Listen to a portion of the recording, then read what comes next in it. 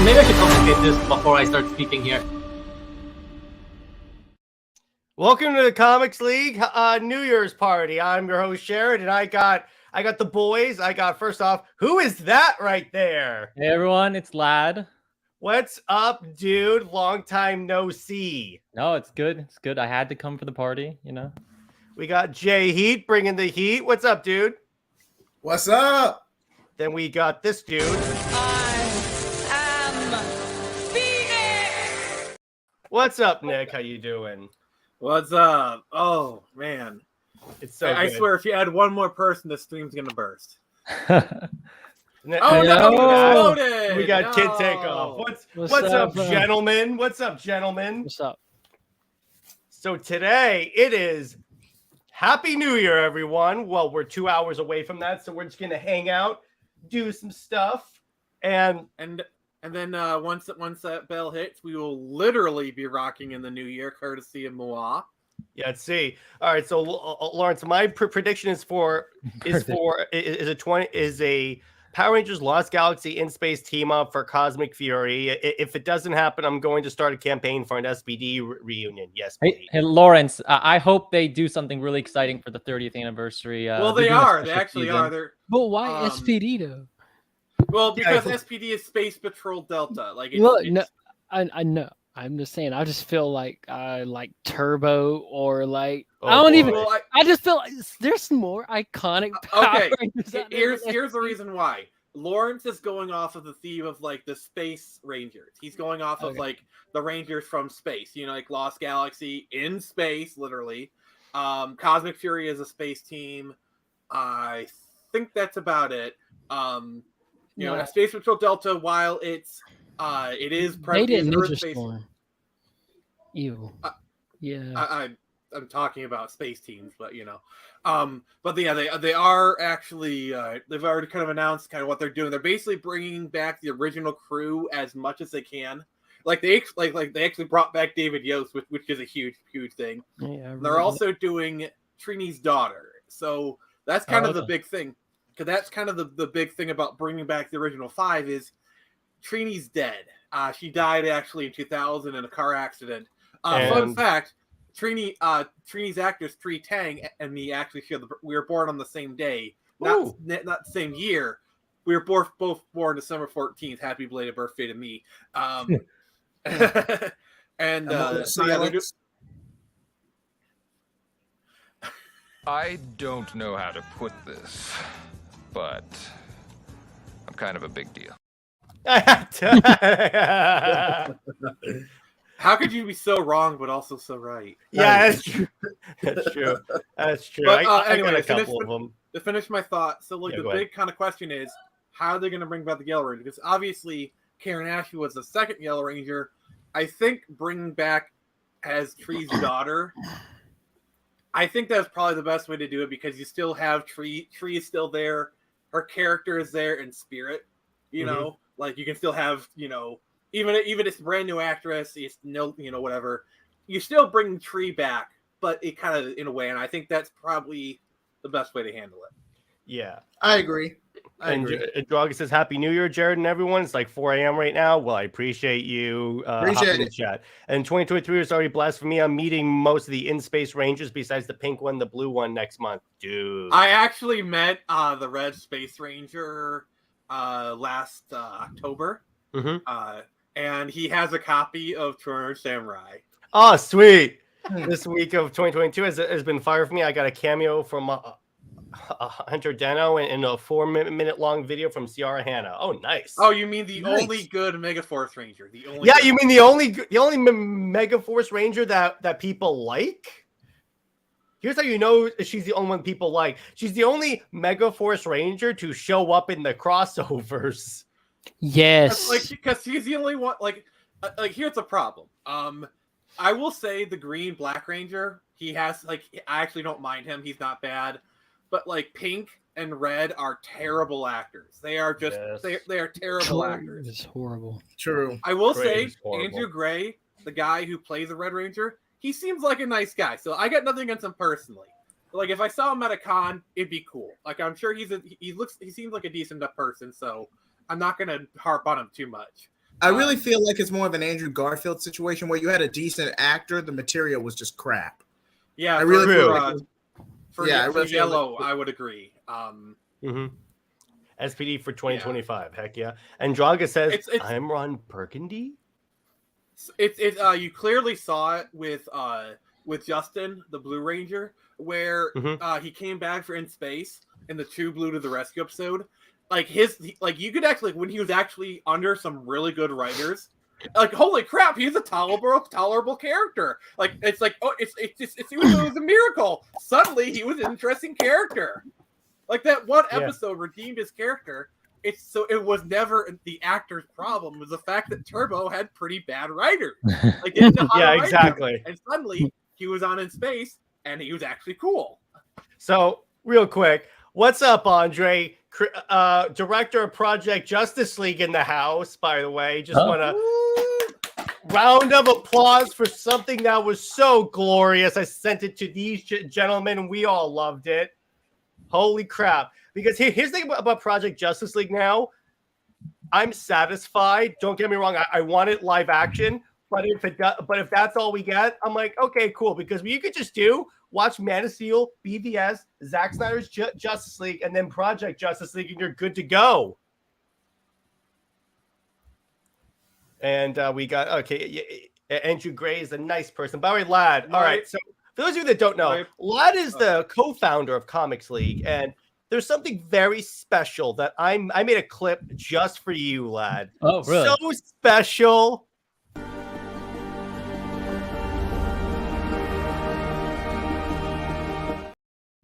There you go. Okay, listen, everyone. I am a firm supporter of Wonder Bat, so he's trying to poison me. Solidarity. There you go. Wonder Bat. Hey, Lad, fist bump. Yeah. I may have to take you guys out. So this is getting very aggressive. It's better off that it's better than Wonder Bat. Lawrence is on my side, dude. Lawrence is on my side. How could you, Lawrence? I thought we were friends. Like that. I'm gonna for that, Lawrence. You get this. Okay. So, but regardless of shipping, would you say Lois Lane is a bad character, regardless of the status quo? Yeah. Yes. Thank you, Kyd. Thank you, Kyd. Yes. Wait, Lois weren't Lane's you the a one who went on a horrible Twitter? Weren't you the one who went on a Twitter rant like a few days ago saying that Clovis was bad and you were Super Wonder all the way? Well, I went on a see what I did. Backpedal. No, I'm not backpedaling. For those of you that don't know, I made a tweet the other day that was basically, all right, I'm going to poke the bear a little bit. All right. So Lois Lane paired with Superman holds back his storytelling. I'm going to tell you that right there. You could tell more interesting storylines with him with Wonder Woman. And guess what? JJheat and I talked about this. And yeah, there you go. Lois Lane. No matter what they do, Lois Lane is always annoying. Wonderborg? No. Why? No. Why? No. Where's that office clip when you need it? Talk about some Where's cybernetic love. Actually, you know what? All right. I got another one. Why did you say that name? Serviceable. That's the best I could get for right now. So to start us off, and I'm gonna go in order of like authority. So what about Super Light? Yeah, me. Authority. I don't have much authority around here. Apparently, I ship Super Light, Superman, and Jessica Cruz. No, doesn't work. No. So the way I'm gonna go is like, well, Lad, let me ask you a question here. Who do you think won 2023? Was it Marvel or DC? In other words, which one produced the most quality content? I mean, listen, man. I think that Marvel is just, I think, won this year surely for the fact that DC has nosedived into the ground at like an absolute vertical explosive ball of fire, and then the whole planet exploded after it crashed. Like DC, I mean, like that's very descriptive. I hope at DC, I hope I think they're going to go up from here, but it's been constant L after L taken by DC, and I really hope they improve over the next couple of years. But it's just been really hard as a DC fan to see everything that's happened on that front. I guess just everything surrounding the project. We're gonna get to the point, I think, where James Gunn is gonna go. I'm so sorry. And no, they do not have actual chemistry, Spider-Man. No. They do not. No. They No. do not. I'm gonna tell But you I that will right now. They do not. I will counter with this. DC put themselves in that situation with Hamada and the constant studio interference. And I don't want to bum anybody out going on a meta tirade, but to keep it long story short, I say Marvel. I mean, look at Phase 4. Name one good I can only name 2, and one of them was a collab with Sony. I will Like, say, like, some of the shows were okay to decent. Like, I still say Hawkeye was a was great. enjoyable show. Hawkeye was good. I like Hawkeye. Hawkeye was simple. You know, I'm both happy to see Jeremy Renner do like his own project. You know, When you get into She-Hulk. Oh, Now, if no. I want to now, you know, if I I couldn't wanted to- get into it. Yeah, Nick was I mean that talking. was the best show of the year. So, that was a troll. That was a troll. Please don't kill me. which one he said? You're on the bottom like- now, I'm Nick. dead. I You're like on the Guardians of the bottom. Galaxy. Guardians of the Galaxy was killed me. fun. You murderer! You killed me. But no, Actually, the holiday special was actually pretty good. I'll give it that. that was good. But no, I mean, I'd say perhaps the we could big- say the that- biggest. Oh yeah, the sorry, biggest- Nick. this Go is ahead. The biggest win of the year, without a doubt, is Top Gun Maverick. Yes. Oh, yeah. Yes. On multiple Medina. levels. Not only was it a financial win, which yes, it was a financial win, but also it was if we're talking culture wise, I mean we're kind of going into some culture war stuff here, but like it proved that you don't need politics, you don't need to shove whatever into this movie, you don't need to make Maverick a black lesbian in order. It was just like it was a old fashioned, like it had strong women in it, Phoenix, it's like. She was there, but she was a woman, but she was another character. And Lawrence, you're wrong here. There is a big fan base for the Snyder for the DCU. It's just what the problem with Warner Brothers is that they keep ignoring it. And Spider-Man, you're not doing yourself any favors here. You're not justifying it here. The other big win, and this is kind of getting things back to Warner Brothers, is House of the Dragon. Because it was literally House of the Dragon versus Rings of Farts, and Rings of Farts. House of the Dragon torched it. Yeah, Rings of dog shit is what it was. Oh my gosh. So yeah, I'm sorry, you were gonna add something? I was gonna say that I mean, if we're not counting all the behind the scenes stuff that's going crazy with DC, Marvel has had a lot of dud projects in Phase 4, but I would say there's quite a few ones that were bad, but at least there were a few of them that were pretty fun, entertaining. I wouldn't say anything like exceptional. Maybe like No Way Home was maybe exceptional, but for the most part, Marvel was like mid to like maybe a little bit lower Did tiered. Shang-Chi come But out this year? DC had some really good projects, like the Batman. I mean, it's been a few only projects, but the Batman was insane. Like that was really good. I wouldn't say it was. And Black insane. Adam was pretty decent. Black Adam was was decent. decent. It was decent. Black Adam was decent. Yeah. The Batman is above average, I'd say, because if you really kind of break it down, it really didn't do anything groundbreaking. The thing that really made it excel was like atmosphere, tone, but storytelling wise, it in like just the way, like as a Batman film, it's really not that original. Even with its tone and whatnot, it's not really groundbreaking. It's just a extremely solid Batman film. Is the way. Yeah, and Medina, watch Project Justice League. It's literally that. Yeah, we should link it. We should link Yeah. it. And the definitely. TV show, all right. Peacemaker, all right. Peacemaker was. Andor is I'm good. watching it now. Andor It's good. Andor is Oh, good. Oh my gosh. Oh my gosh, is Andor really, really good? So The other watch the things crap I'd out say of is Andor. Stranger Things season 4.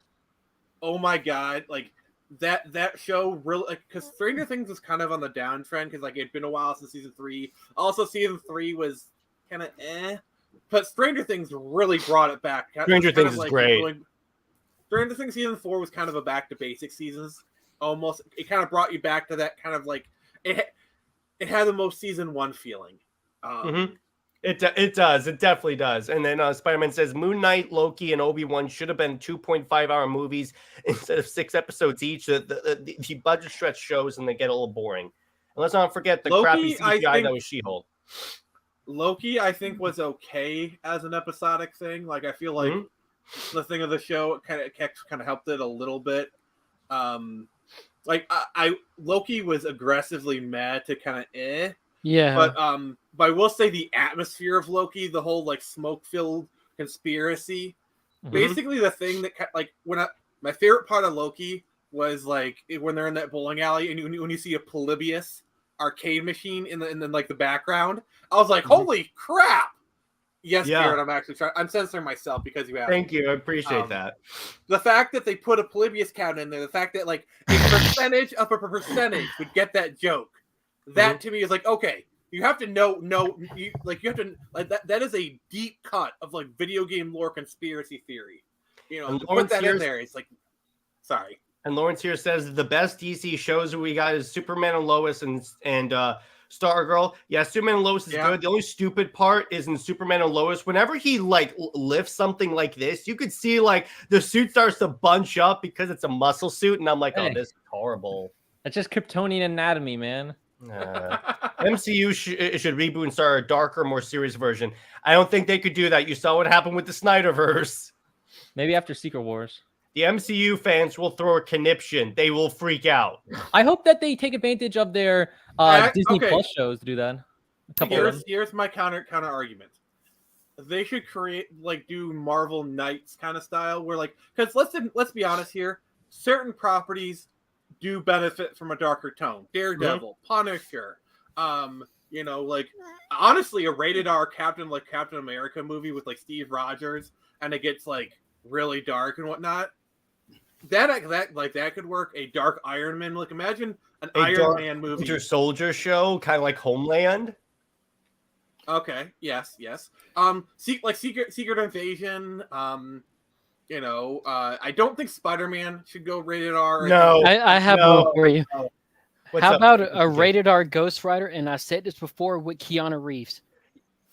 That'd be awesome. I could see that actually. That's the only only time Spider-Man should get rated R is if you're doing a Punisher show and Spider-Man guest stars for an episode, and you have him be a little bit more violent, and maybe that's when you just have Parker say the F word. You know, just like have him guest star on one episode, and then you can't have Spider-Man drop an F-bomb. Lad, or how would the fans react if Spider-Man dropped an F-bomb? He's not allowed to. or at the very least, have him guest star, have him be a little bit more violent, show some blood, like literally have like show like blood on his glove or something. Like you could probably get away with that. And Medina, how about bad language? Nice. And by the way, Medina, that is nice. That is nice. Courtesy of Jared. Thanks, Jared. Jared. That was a Christmas present. And by the way, Medina, how about a Thor movie directed by the dude who directed The Northman? No, I got you one. A Wolverine movie where he's being hunted down by LCD, and I'm not even saying it's Hugh Jackman, but like a rated R Wolverine movie, it just makes all the sense in the world. Yes. Well, I would say we're getting that with Deadpool 3. Kind of, and we got. I really hope that Hugh Jackman busts out some F-bombs, and they better put him in the suit because this is the last time he's going to be Wolverine. Yeah. Well, actually, according to a rumor, he signed a 2-picture deal, so he could be in Secret Wars. Okay, maybe. Okay. But if he's going to be in the suit, it's going to be. Okay. It's going to. Hold up. I just want to Google. Okay, I just want to see a Deadpool. They better bring Hulk into this. They better do Hulk, Deadpool, Wolverine, that storyline. But I just want a normal Berserker style Hulk. That's what I want. Is that too much to ask for? At this point, I want him in the suit, even if he's not wearing the mask. Just have him be in the rest of the suit. Yes. Also, I'm not watching Marvel anymore in the theater because it wastes my time. That's a good. Well, they're gonna have to earn people's trust back because after Thor, they're gonna be like, oh, yeah, Thor. Okay, 4. question. If let's kind of talk about Deadpool 3 for a moment. Let's do some speculation. So I think the speculation is they're doing a Deadpool kills the Fox universe instead of Deadpool killing the Marvel universe. Yeah. I think it's like, I think that's what they're doing, kind of thing. What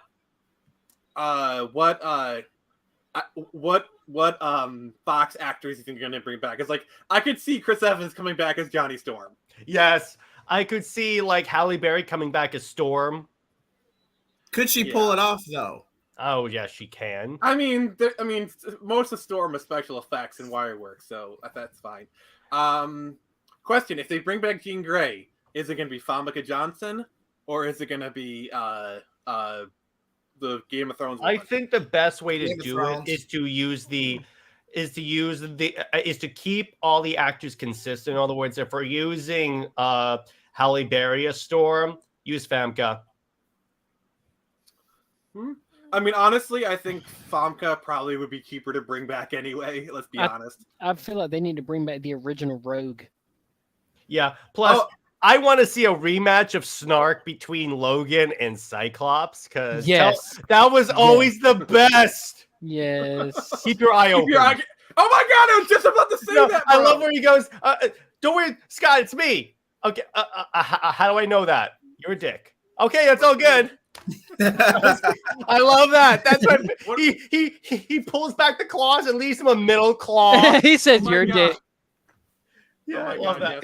Yes. We got to do the X-Men movies at some point. Yeah, we will. We will be. Hey, what's up, Tevia? Hey, we didn't even say Super Sons yet. Yeah, all right. Deadpool versus Marvel Fox Zombies. Ooh. Okay. So as far as the other Fox actors, Ben Affleck as Daredevil. Kick him out. And he has a voice changer, so they're basically making him Batfleck, but not Batfleck. No, I'm not sure. No, you guys saw the rumor.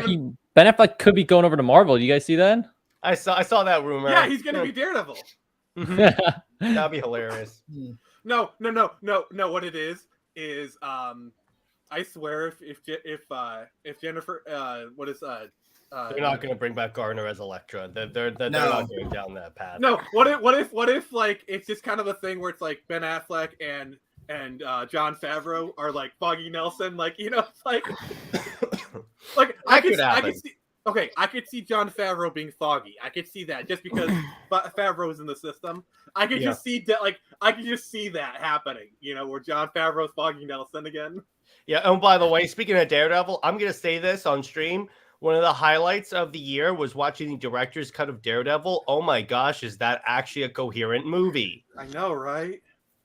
Oh, they need to bring back Nicolas Cage's Ghost Rider. I could see that. He totally would. We've been actually. Nicolas Cage would not come back. No, he'll do anything for a paycheck if they pay it. Like, he already went on TV and said that after Ghost Rider 2 that he was done playing Ghost Rider. But you do realize how in debt he is, and all Disney has to say is, "We will pay you." And that's why everybody was trying to hint that we want Keanu Reeves to do it. And guys, remember not to talk over each other. So, what you're saying, Nick? Well, pretty much I had said my point, so they were kind of saying theirs. I said my point, and they were making their kind of follow up, so I just was silent. Medina says, I think Affleck should move on to television and eat some quality noir on TV, and Affleck is one of the masters of the genre. Cool. I could see that working. And Tevye says, well, with the DCU getting rebooted, I think, don't be so sure about that yet. So, question. I'm still in kind of like the Fox kind of mode. Yeah. So basically the big Fox properties were Fantastic Four, Daredevil, X-Men, and then Ghost Rider. Those are basically the Fox Marvel films. So they could bring back Jessica Alba as Sue Storm, and then, or honestly, any of the they could bring back the. Oh my god! I swear, I want Chris Evans to come back as Johnny Storm just for Deadpool to go. Wait, shouldn't you have a shield? Is that you, Cap? Wait, no. Here's what I want. I want Michael B. Jordan and Chris Evans to come back, both as Johnny Storm, and Deadpool say, you're Killmonger and you're Captain America. Like he or what I would love on it. Just have this multiversal threat that's blowing up worlds, and have the first world that gets blown up is the Fantastic world. There you go. We're done. and you have Michael B. Jordan there.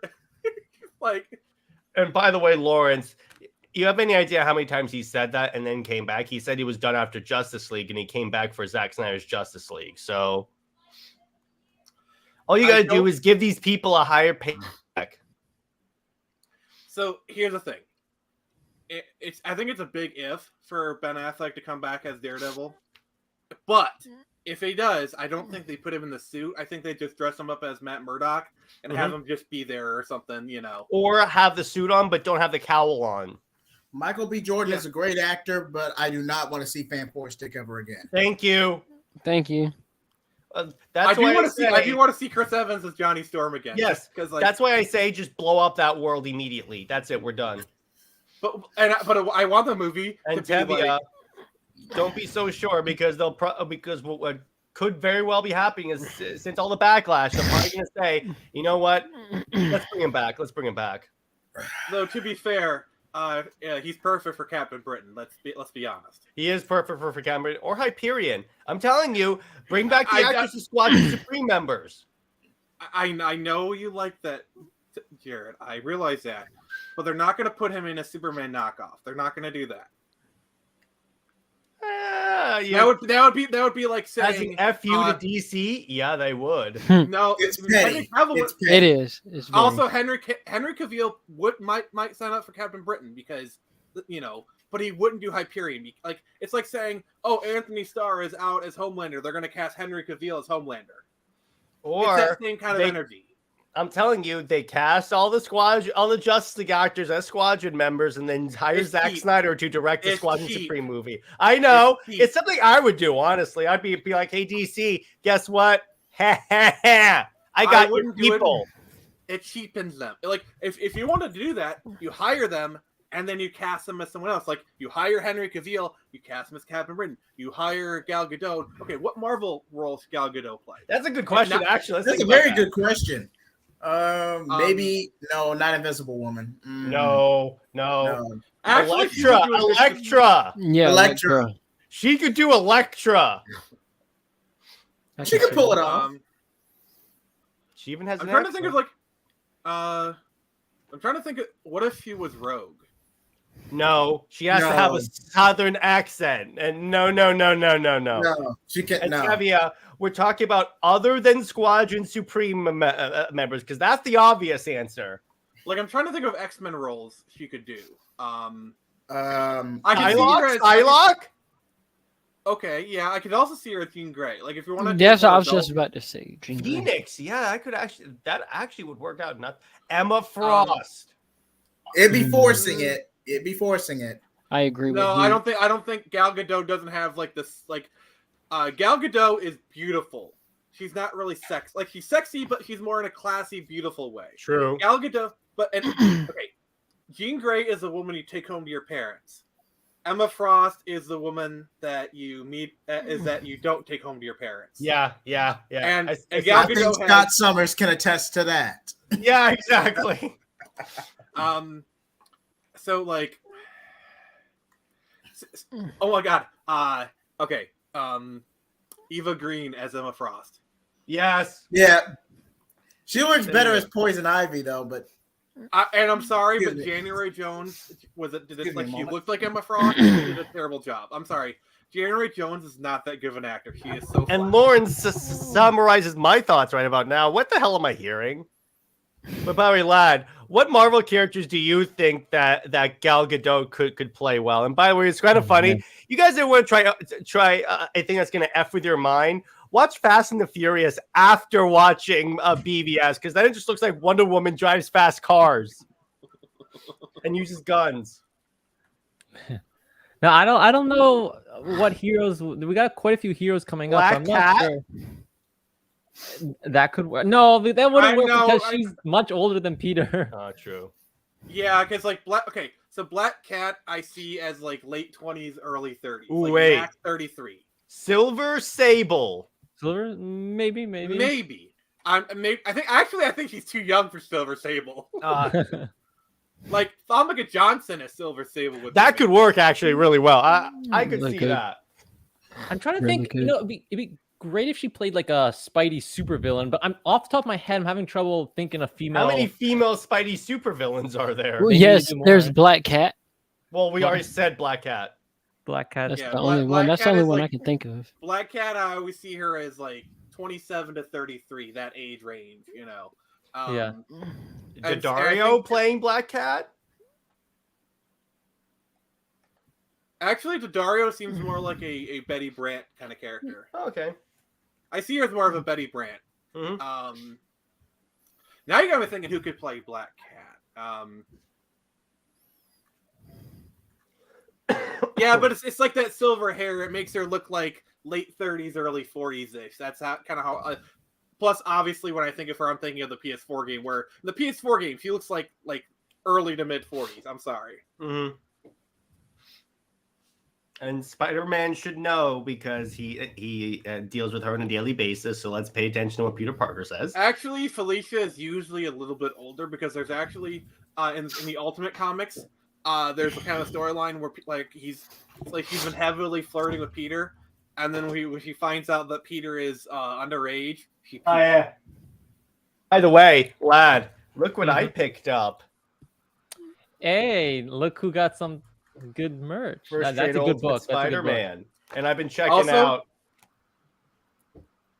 Oh yeah, Dark Ages. So, the guy that Peter interrogated in Spider-Man: Homecoming, who is I really want him to play Prowler. He's actually canonically Prowler in the MCU because he's like, I've got a nephew in the neighborhood. And then in a deleted scene, he calls Miles. So he is kind of like I think he would be like I want them to do like I actually kind of wouldn't mind a Miles Morales movie in the same universe, but and actually have him play Prowler because I think he'd be a good job for Prowler. Mm-hmm.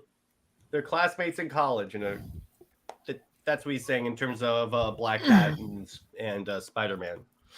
Yeah, I mean it depends on the continuity. Sometimes he's the same age. Sometimes he's a little bit older. It all depends on the continuity. I think what they're going to do... He's no more than a little bit older. In the Freshman Saga, and Lad, you can back me up on this, I'm pretty sure that if Black Cat shows up, she's going to be the same age as Tom Holland, pretty much. Probably. More than likely.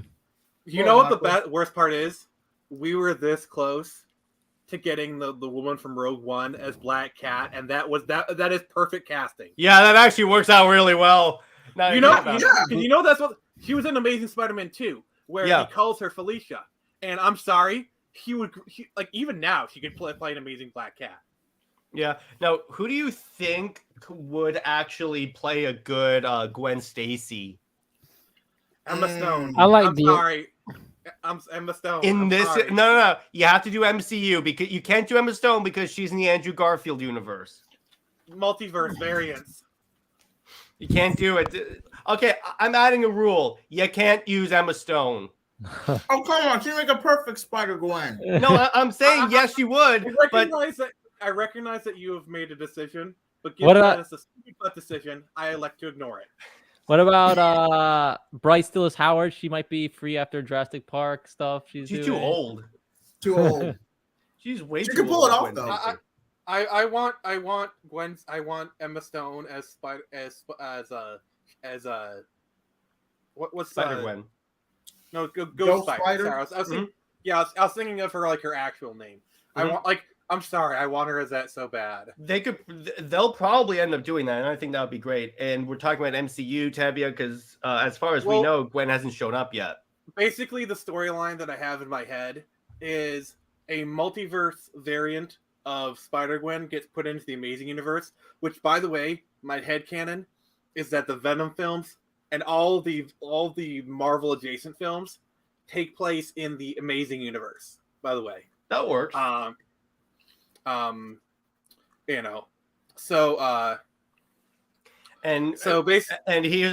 the thing. I just want to answer this comment real quick. We're not using Mary Jane because her mind got wiped. I'm sorry. Go ahead. Nick. I feel like with Andrew Garfield being so popular, and I feel like with Venom working, it just makes so much sense for like a Venom 3. They want to do a Spider-Man, they just use Andrew Garfield. Mm-hmm. It just makes so much sense to bring him back and have him be the Spider-Man of that universe. And Tevia, it wasn't a train wreck. It actually was not a train wreck if you look at how much studio interference happened with that. I think we can all agree studio interference is a problem, regardless of media. Yes. I will say that, like, so let's all be honest here. It's the chemistry of Emma Stone and Andrew Garfield that really carries those movies. Let's be honest. The insane chemistry is really what, like, but they're actually, like, even Amazing 2. I'm gonna say this right now. I'm a Raimi fanboy, but Amazing Spider-Man 2 is better than Spider-Man 3. Oh, come on. Oh, yeah. Controversial. Dude, that's not controversial at all, lad. I'm like, what? Spider-Man 3 is and I'm a Spider-Man 3 Is it that fan. bad? I've never actually watched Spider-Man 3. I've You've never watched it? I've never watched the original trilogy all the way through, man. How dare you, sir? All right. I grew up with Amazing. Go ahead, Nick. Go ahead, Nick. So I'm a Spider-Man 3 defender. I will firmly state that there is a good movie buried in Spider-Man 3. The problem is they forced Venom onto Sam Raimi. He did not want to do Sam Raimi because Sam Raimi was a fan of the classic age of Spider-Man, which, like, 60s and 70s. That's his era. They forced, because in Venom is from the comic boom era, late 80s, early 90s. Okay, so Sam Raimi had no connection. Originally, the original plot was supposed to be they're going to have Ben Kingsley play the Vulture, which that was supposed to happen. They're going to do Sandman and then the Lizard. They're actually finally supposed to do it because, like, they had him in Spider-Man 2. He's even in Spider-Man 3. The Lizard is in Spider-Man 3. Yeah, the Easter egg is there. Continue. Well, the character's there. He's actually there and he's speaking. They call him Dr. In fact, actually, Dr. Connors gets a mention in Spider-Man 1 where Peter says, I was late for work and Dr. Connors fired me. So he's actually in all 3 movies, technically. And I feel like Sam Raimi had to do the best he could with Spider-Man 3 because he was forced on there. I think the Sandman plot is actually really good. Yeah. It's a little bit muddled because of the Force stuff. Topher Grace was bad as Eddie Brock. He was terrible. Oh, God, awful. But at the same time, I get what they were trying to do. They were trying to do a evil Peter Parker, like a foil. I get their intention. I give them some respect for what they were trying to do. It was a horrible intention. They failed, but at least they tried. That being said, there is not much of a, like, the whole intent of Amazing Spider-Man 2 is nowhere near as muddled as Spider-Man 3. Amazing Spider-Man 2 is brought down by Sony trying to do a multiverse. So they're trying to like shove in as much as they can. But even then, the film actually has a pretty decent through line. I think Electro is a good villain. I think the whole Itsy Bitsy Spider thing on that, like the techno stuff, I feel like that kind of people being a little hyperbolic. Green Goblin is a bit undercooked. I'm glad they didn't kill him off because saving him, like, I think Edward Duhan, the guy who plays Green Goblin, is actually a better actor than people give him credit for. I just hated the Green Goblin look. And on fun fact, Andrew Garfield was going to be integrated into the MCU, but right when the Sony president, I forget his name at the time, but the Sony president at the time was going to announce at a press conference, Andrew Garfield didn't show because he had a party the night before. Actually, you're actually getting 2 different facts mixed up. Okay. You're right. You're right, but you're combining 2 different factoids into one. Okay. But you're right.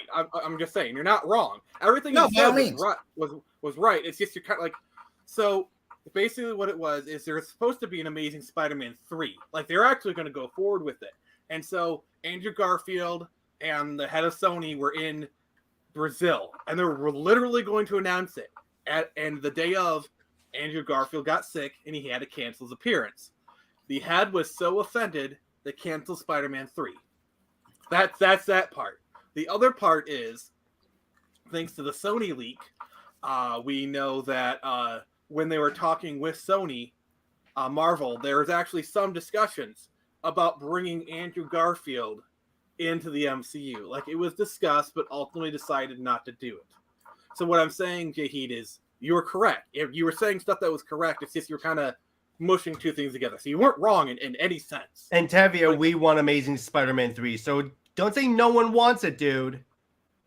See, the problem is, if they do Amazing Spider-Man, it's not going to be a direct continuation of 3 because there was some story in like, you know, we need to see it like 10 years later because his storyline's not done. Like his story arc was Gwen dies, he gets darker. It's implied he starts killing. Like he literally says he stops pulling his punches.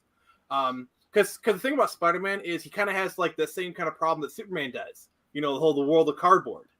Because you know, one of the most underrated things about Spider-Man is he's actually insanely strong. Not Superman level strong, but still really dang strong. If you've seen the feats he does in the movie, the dude's no pushover. So Spider-Man's had a similar problem to Superman, you know, the whole world of cardboard thing. So when Spider-Man says he stopped pulling his punches, that you can imagine how that's like Superman saying I stopped pulling my punches. Okay, so you started murdering people. That's pretty much you punch them and you go straight through their stomach, you know. Yeah. So basically, you know, there's a whole storyline of like, okay, emotionally he's over that dark hill, but he still needs to build himself back. But up. Amazing Spider-Man 3 could be him taking the lessons he learned from No Way Home and then applying them. I think here's the thing. So you have some multiverse shenanigans, and you have Gwen Stacy come back, but she's Spider-Gwen, and her Pete died, you know. Mm-hmm. And basically they do this, they kind of reconcile, and basically the end of the movie is there's like a portal that brings her home, and she says, Peter, you gotta let me go, because he lets her go, she can go home, he can save that, he can like basically it's like let her go, portal, it's, you know, and then the villain's right there. It's like, Peter, you got, so basically the whole thing is like he has to let Gwen go, and literally he does that. She's not sacrificing herself, but she's going to her portal, you know. And by the way, Spider-Man, no, I have no love for Multiverse of Madness. I'm just gonna put that in there. Whoa. Yeah, sorry about that. The Wanda stands. I love Sam Raimi. He gave me the Maguire trilogy, but Multiverse of Madness was not salvageable. What they did to the Illuminati, I'm like, okay, you suck. I mean, seeing John Krasinski as Mr. Fantastic was pretty cool. But you didn't give me one moment of Black Bolt blasting Wanda with his voice. Just once. I mean, you had John Krasinski give away what gives Black Bolt his powers to Wanda, who can warp reality. Are you an idiot? I mean, there's an easy way to do that, where basically he blasts her away, and then it's discovered that it was a projection of Wanda, like it wasn't actually her physical body, and then she steps around from the corner. Yeah, you know, that could work. So you can literally have that scene, but then it's revealed. Oh no! That was another one that I put like that one like good. You know, it's like, oh, you just killed you killed an innocent you just killed an innocent woman, and she, you know, she walks out or whatever. Whoever's blowing into their microphone, please stop. Bro. And let's see. Personally, I am fine with the Illuminati getting killed off because I'm not. Teladia, I'm not highlighting that. Maybe he just didn't like they were pretentious and stuff, you know. I'm sorry, like it's a different version. Okay. Version that easily. Instant. I'm sorry. There's no way that like Wanda does not have the mental feat to resist Professor X. Yeah, exactly. Like I can understand. You just kill him like that too. I can understand Phoenix being able to kill Professor X because at least he's a really like literally on his level, if not more so. And Jean Grey herself was a telepath, so like that makes sense. But like Wanda is not like she does not have like training in like mental stuff. Like obviously, just because you're a reality warper doesn't mean you're a great telepath. You know? Yeah. No, she's not. She is not. No. The best female in comics is Wonder Woman. I'm gonna give you that right there. But second off, are her Wanda issues good? Like her storylines? If you find actually good Wonder Woman storylines, yes. If you find Wanda's storylines, here's the thing: it's trauma porn. That's all it is. It's trauma porn. Yes, what it is just her being an asshole to everyone else. That's it. Really? It's either her being an asshole to everyone else, or the writer is using her as a punching bag. Because like she's one of those characters where it's just like boom, boom, boom, boom, boom. It's like bad thing happens over and over and over again. Wait, we still talking about Scarlet Witch, or are we talking about Scarlet Witch? Okay, Scarlet Witch. Yeah, because I got news for you. Scarlet Witch. She's been like that since House of M. Yeah, she's not this god tier character that everyone Like, I'll points her admit, out to be. The House of M thing is pretty cool. Like, sure, that's okay, fine. That is a cool moment. Like, that is, and like the whole storyline where it's like, but like, the people don't realize that was her at her wit's end. Like, that is such a, like, he was so like beyond done that, like, that was like a full, like, it's like going so past your power limit because you're just like, Argh. It's like Goku reaching Super Saiyan for the first time. He had to have that emotional kick in order to reach Super Saiyan for that first time, Yeah, agreed. I'm sorry. If you're basically what Wanda's stories are the same damn thing over and over and over and over again. I'm sorry if you have to keep repeating stuff that much, you don't have a good character. I'm just gonna say that right there. Yeah. No, Avengers Disassemble is not a terrible story, Tevia. Okay, and I will say this: Elizabeth Olsen is actually a really good actress, and I think the only reason why people love Wanda, is because Elizabeth Olsen does an amazing job with what she's given. I agree. And by the way, the Spider-Man is throwing punches nowadays. Oh, jeez. Yeah, exactly. Bro, you awake? Yep. Yeah. Okay. So, Kyd, what do you think? You're the Marvel guy, so what do you think about Scarlet Witch being a crap character? Well, I mean, I ain't gonna say she's a crap character. I just really, I mean, she's very overpowered for her character. I mean, I feel like people need to give her more credit than what she, is given. My problem is not that people don't give her enough credit, it's people give her too much credit. I saw someone say that she could take on Superman. She deserves more. No, I disagree. Superman will literally smack her across the whole entire universe. And I agree with you, Kyd. Like, I think we all agree with you here. So the problem is when you have people say, like, she could literally take on everyone. JJheat like, Jr. And it's like you have people, like, I've literally gotten into arguments. I think, Jared, you remember that? Yeah. Like, I think, like, where, like, they pull this stuff out of their butt. Like, they pull all these bull crap. Because, I mean, you got to think, she did go toe-to-toe with Doctor Strange. Yeah. And I get where they were going for a Multiverse of Madness, where Strange is too much of an egomaniac. Okay, I'm just going to say it. They tried to turn Strange into Tony 2.0, and it just didn't work. Yeah. Didn't work. Is Doctor Strange an egomaniac? To a degree, but nowhere near what Tony is. Mm-hmm. See the problem is yeah, she can't take down Zatanna. Zatanna is god tier powerful. I got news for you right there. And Zatanna's not even the most powerful magic user in her universe. I mean, you got people like Dr. Fate, Constantine's probably on her level. Dr. Fate would destroy Wanda. I'm just gonna tell you there right now. No, Supreme Iron Man would. I'm talking about Sorcerer Supreme. That too, yeah. What about you, lad? What do you think? You're the other Marvel aficionado. I think that if you just really look at Wanda's power levels and just seeing how she's developed, there's just no denying that compared to every other superhero in the Marvel universe and DC, that there's plenty of people that Wanda will completely solo because she's the best character ever and the strongest there ever was. Franklin Richards, I win. Yeah, Franklin Richards, that's it. Okay, He'll just say, you don't exist anymore. So I got a question for Okay, Lad. okay. I will give Yo, Lad this. I will give Lad this. Marvel is more grounded. DC is more aspirational.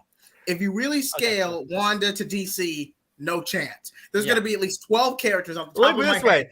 Any Marvel character. That's why it was like Avengers versus Justice League. I'm like, do you really want to go down this road? I mean, honestly, here's the thing. Deathstroke can kill Wanda. You want to know how? He killed the Justice League. No. What you do is you set up Deathstroke about a mile away. Actually, no. Let's like Deadshot. No, Deadshot could do the same thing, but continue. But a sniper rifle a mile away, aim at the head, boom, she's dead. Yeah, done. The She's Justice literally League dead destroyed. before she hears the. And I'm sorry, but like she does not have awareness power. Now this is Yeah. Spider-Man. Spider-Man would sense a bullet and dodge. Yeah. But Wanda does not have those powers. Speaking of that, Right. the Flash. The Flash. Yeah. No, I think I'm honestly any speedster.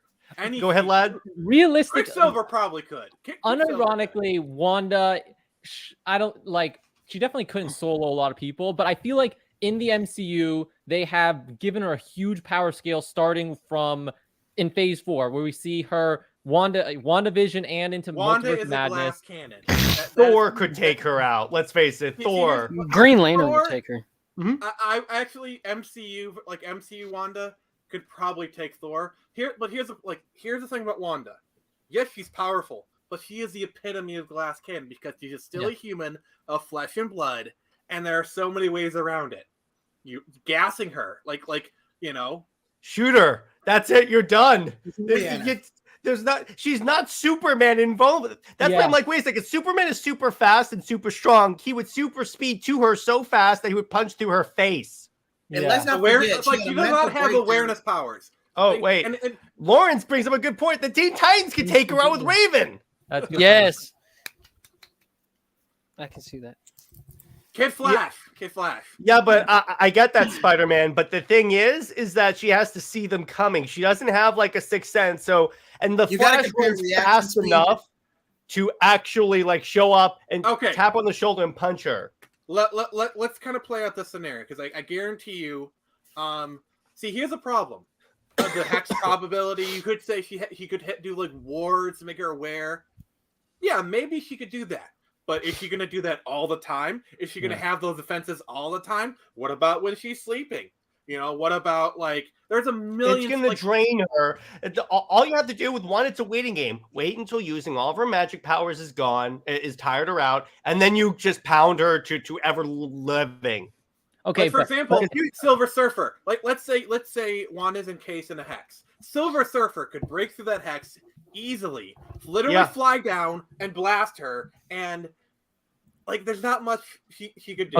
Okay, but to be fair, if we're comparing her to other people with power levels, Superman is defeated by a green rock. Okay. That's what I'm saying.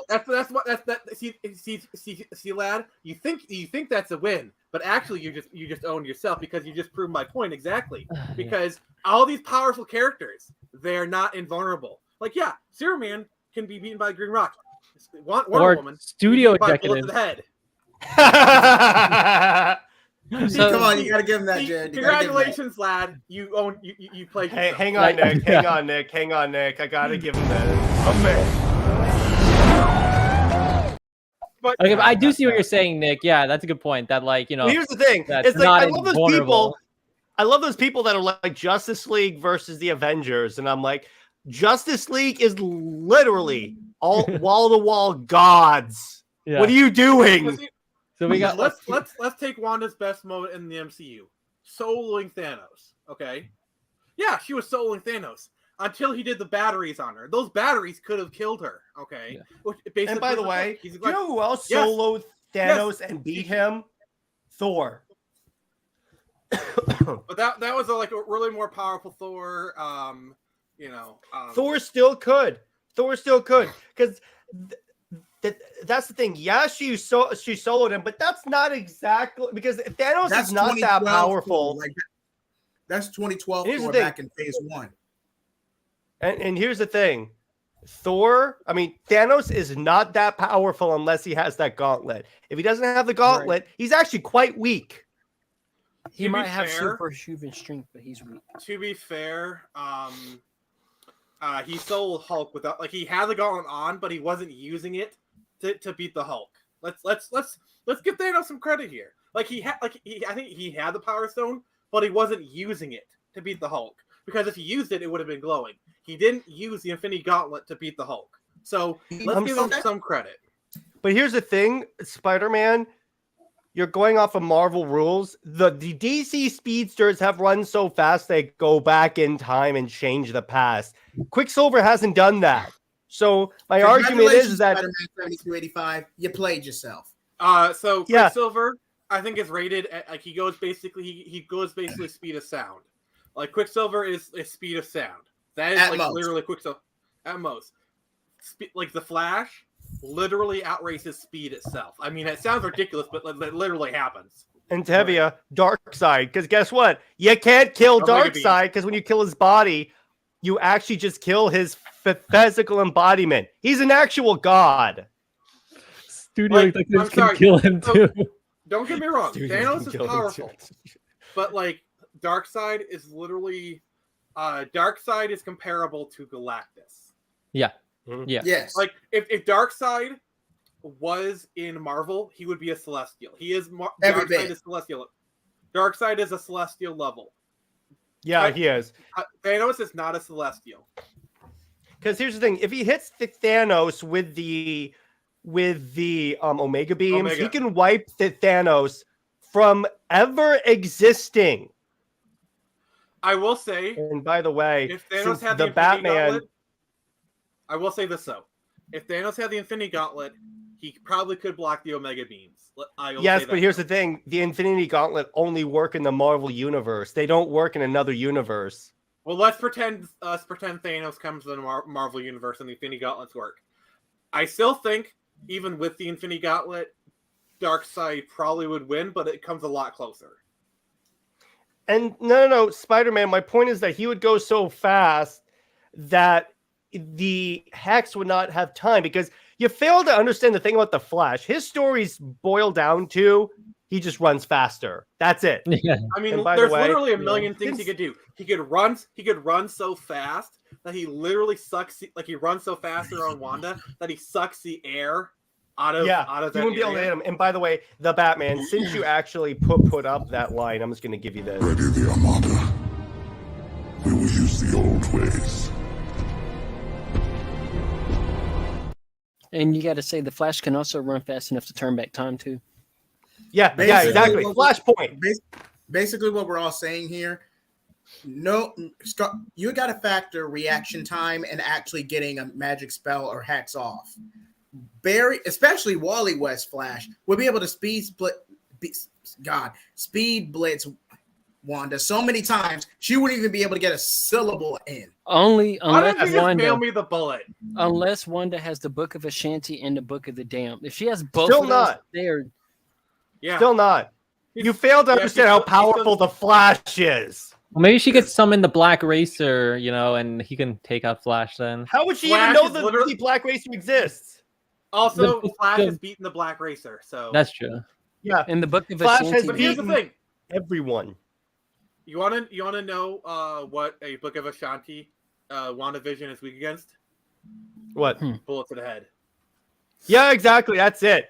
She's not invulnerable at all. It doesn't work like that. Since we've settled that Wanda can be defeated, and we've talked about this instead, who can I mean, defeat let's- Flash? let's- How is no, the Flash no, no. defeated? A Superman? book, a dark Another hole. speedster, ice powers, cosmic. Let's. I want Nick was talking first. Like Multiverse of Madness. Yeah. A America Chavez was holding her own against Wanda, literally Yeah. by punching her with multiverse punches. Okay. So she literally punched her with Superboy Prime punches. like It's like Jay gets it. You know what I'm talking about. like America Chavez. I think those are probably Spider-Man punches at most. Let's be honest. Yeah. Yeah. Let's say they're basically Spider-Man level punches, and yet he was able to I wouldn't say Chavez could beat her, but he was holding her own and almost subduing her. And if Chavez could do that just by getting in close. Tevia brings up a good point. In the Ultimates 3, she got killed with a bullet. Oh, really? Mm-hmm. Yeah, that was Exactly. also the series where she was sleeping with Quicksilver. So, and they were actually related. So I'm just gonna tell you that right there. And and the Batman sums it up. The anti-life equation, Darkseid trumps everything except for Batman. I'm just gonna put that right there. And by the way, yes, Batman could beat the Flash. With prep time. I still dare say there's a few things even above that. I'd say they're probably the big people. Dark Phoenix, Dr. Manhattan, the one above all, Yeah, I was the thinking. Beyonder. Look, but those are top tier people. Let's be honest. Here's the thing: Dr. Manhattan could be anyone at Marvel because all Dr. Manhattan can, because since he exists all throughout time, he can just make it so Wanda never was born. I will say the only person, his Dark Phoenix versus Dr. Manhattan is literally universe implodes upon itself. That would literally be the result. Yeah, exactly. That'll be like. Also, there's one person. There's only one person who could literally beat everyone. Who? Chuck Norris. Yeah, of course. Everyone knows that. Yeah, that's true. Everyone knows that. No one beats Chuck Norris. Yeah, nobody beats Chuck Norris. Like he is like seriously. You're not the devil. You're practice. Yeah. I'm sorry. I love that line from Batman Begins. That's such a good line. By the way, if you guys want to hear something interesting, so Lad was the co-host of the show for so long, he's never seen a Batman movie. Oh, wait.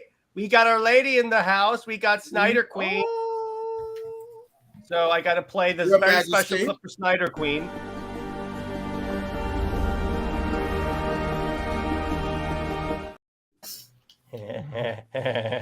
Had to. Yeah, what's up, Sammy? What's up? Spider-Man, see, I'll tell you what. All right, I'll give you a good one. Here you go, Snyder Queen. Let me give you a good one. There you go. I'll give you that one. How's that? Meaning more? No. You clearly don't understand how powerful the Flash is, because she still has normal reaction time. But I mean, excuse me. I feel like her magic can be faster than time, perhaps. I don't know. Magic is weird, right? No. I mean, Flash is still constrained by physical laws. That's what we got to remember. Magic is outside of that. No, but Lad, here's the thing. She still has. He could get to her. America Chavez. All I have to do is I have to keep bringing up America Chavez. All I have to do is just keep bringing up that fight of America Chavez, who is not that powerful, Spider-Man strength at most. If she can hold her own against a Darkhold empowered Wanda, if she can, Also, if you look at the Illuminati fight, they were hitting punches on her. When she was punching them, they were landing hits. So, literally, quick point. 2 points for this. Also, what you have to understand is that the Flash could hit her before she even has a chance to deploy a hex. Literally, she could open her mouth, and before she could get a syllable, she will already have taken a punch to the face by the Flash. Second off, infinite mass punch, which hits her with the power of a neutron star. We saw that in Justice League Unlimited. What? Are we talking Wally's version? Okay, I'm about to say Barry's version. She might be able to. Both of them can, because I got news for you. Barry ran back in time and created Flashpoint. So my point is that all these guys are so fast that no one can beat her. Also, if let's just talk about the stupidest moment in Multiverse of Madness. If Black Bolt had just opened his big fat mouth and literally said anything to Wanda, literally she would have been disintegrated right then and there. Yeah. Mm-hmm. No, because they were doing some decent hits on her. If they wanted to, they probably could have beaten her. If they didn't want to be stupid, The shame we're never going to get World War Hulk. We're talking about Sammy, why Wanda from the Marvel movies wouldn't be able to beat any member of the Justice League. I know there was a comment about us mixing. We're all mixing continuities. We're all bringing in all this different stuff. So it's I'm interested in hearing what are each of your guys' favorite movie, presumably DC or Marvel, but it could be anything for the entire 2022. What was your number one favorite movie and why? Since I outrank you, I'm gonna go first. I'm gonna have to go with Avatar. In terms of non-DC stuff, if I have to talk about DC stuff, I would have to go with Black Adam because Batman was way too long. Really? The plot, the pacing on Batman is the worst I have ever seen in a DC movie. The worst. And that's counting Dark Knight Rises. Well, you just angered the stands. I hope you're happy. Yeah, that's gonna be I tough. don't care. I don't care. They act like the Batman is the biggest gift to DC since Zack Snyder's Justice League. I like it's not a bad movie. It's not a bad movie. It's just the pacing is the worst. It's an 8.5 out of 10 movie. I'm 9. It's an 8.5. Okay, Jared. So I know you were saying you were starting to say when you got cut off of earlier. I've never actually watched a Batman movie all the way through before. Why are you not kicking him out? Why are you here? Listen. He's the co-founder. I have to. And by the way, I got into DC and Marvel like around 2012 when the Avengers came out, and they haven't released a Batman movie since then, except for just now. So tell them who your favorite Batman is. Huh? Tell them who your favorite Batman is. Ben Affleck, probably, because I've just seen him in. I thought it was Adam West. It is Adam West. I will say I've watched a lot of Adam West, so he's my favorite. But look at JJheat. Look at JJheat. I haven't even watched Adam West's movie. I mean, listen. So it's not my fault I haven't watched a Batman movie because they just haven't been releasing them. But yesterday, next time you come over, we'll do a Batman movie marathon. Does he realize there's this thing called HBO Max? I know. Yes, literally. Like literally. That you have if you're an AT&T subscriber. I don't, but I'm on a different plan. You literally scroll down a list. They have literally every Batman movie. I know. But I just haven't felt an interest to like go back to old ones. I've just been waiting for like a Ben Affleck movie, which I totally would have watched. You don't have to. Load up HBO Max. Listen, yesterday I finally started watching The Batman, the one that came out this year, and I stopped watching kind of like about to the iceberg scenes about half an hour into the movie, but it was really good. Sorry, you got 2.5 hours left, dude. I know. I liked it. I liked the tone. It's a little scary for me. I think the Riddler's. It's a pretty violent movie with like the body horror kind of. Here's what you have to understand. You know it's bad when the 4-hour cut of Justice League feels shorter than the Batman. Yeah. 4-hour cut doesn't feel that long. Say what you will about Dune. Dune is literally a slower movie than the Batman, but even that feels like it goes faster than the Batman. Like I'm not saying Pattinson's a bad Batman. I'm just saying his movie is not that good in terms of pacing. I like the movie, but I'm not in love with it. And I do agree about like it feels slow. It feels like Dune is literally a 3-hour movie. I think is Dune longer than the Batman? Dune, hang on. And by the way, my favorite solo Batman movie is Batman Begins. I'm going on that hill. My favorite Batman movie in general is Batman versus Superman: Dawn of Justice. That counts as a Batman movie because it's clearly a Batman movie. I'll allow it. By the way, Nick, to answer your question, Dune is 2.5 hours. How long is the Batman? 3 hours. Like exactly 3 hours. There's no reason for that movie to be 3 hours. Actually, it's 2 hours and 56. But here's the thing. Dune, it's half an hour shorter, but it goes by really quickly. But it is objectively a slower paced movie. And by the way, Lawrence, my other problem with the Batman is that they make this big deal. He doesn't kill, but then he punches people's faces into the concrete. Even after he learns his lesson with gauntlets designed to block bullets. Yeah, he's killing them. It's a hypocritical movie. And can I also, my big criticism is, what are you? I'm vengeance. That is such a freaking edgelord. That is what here's what that moment is. That is a 6-year-old who just saw their first Batman movie and is literally writing fan fiction, and they try to create like the most edgelord Batman possible. It's like, I'm vengeance. That is like middle school fanfic edgelord stuff. No, only Kevin Conroy can make that sound menacing. Now, let me say one thing, Lawrence. I just want to be clear on this. I did not hate the Batman movie. I just don't think it's as good as people say it is. That's it. I like it, but I don't love it. That's my opinion. Yeah, Okay, my favorite okay. Batman will always be Batfleck. And remember when he was cast as Batman, and everyone's like, "Oh, great, this guy," and then he turned out to be the best actor, arguably, to ever don the cowl. Live action. I have to say that because obviously Conroy is the best animated Batman voice of all time. Conroy is the best Batman ever. I mean, that's objectively a fact. Rest in peace. And by the way, Tevia, Golden Age, every Batman kills people. Hell, guess what Adam West has? A Bat-Zooka. Lad can back me up on this.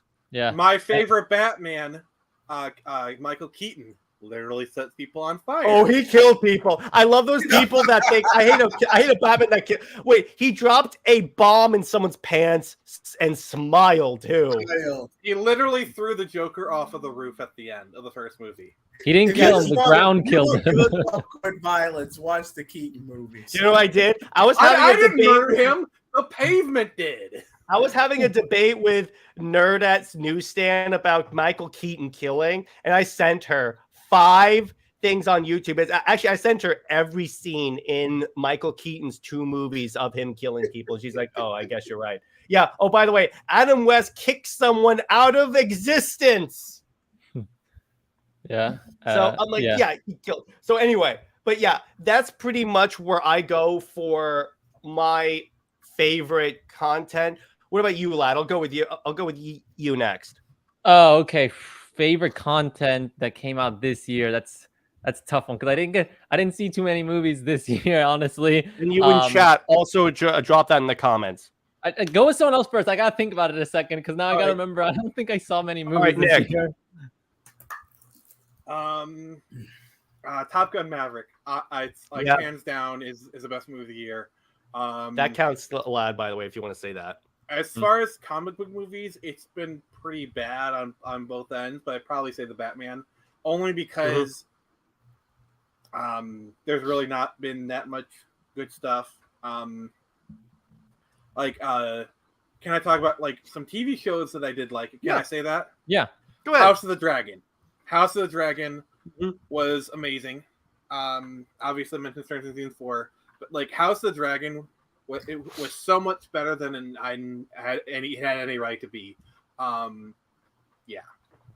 My favorite show was The Terminal List. If you guys don't know what that is, so it's a conspiracy show where this pharmaceutical company is experimenting on Navy SEALs and gives them all brain tumors. To cover it up, they try and kill everyone, except that this one dude survives. His family's killed, and he just goes full Punisher. And by the way, Tevia, we all know what Tevia's favorite movie of 2022 is going to be. It's Battle of the Super Sons. So, what about you, JJheat?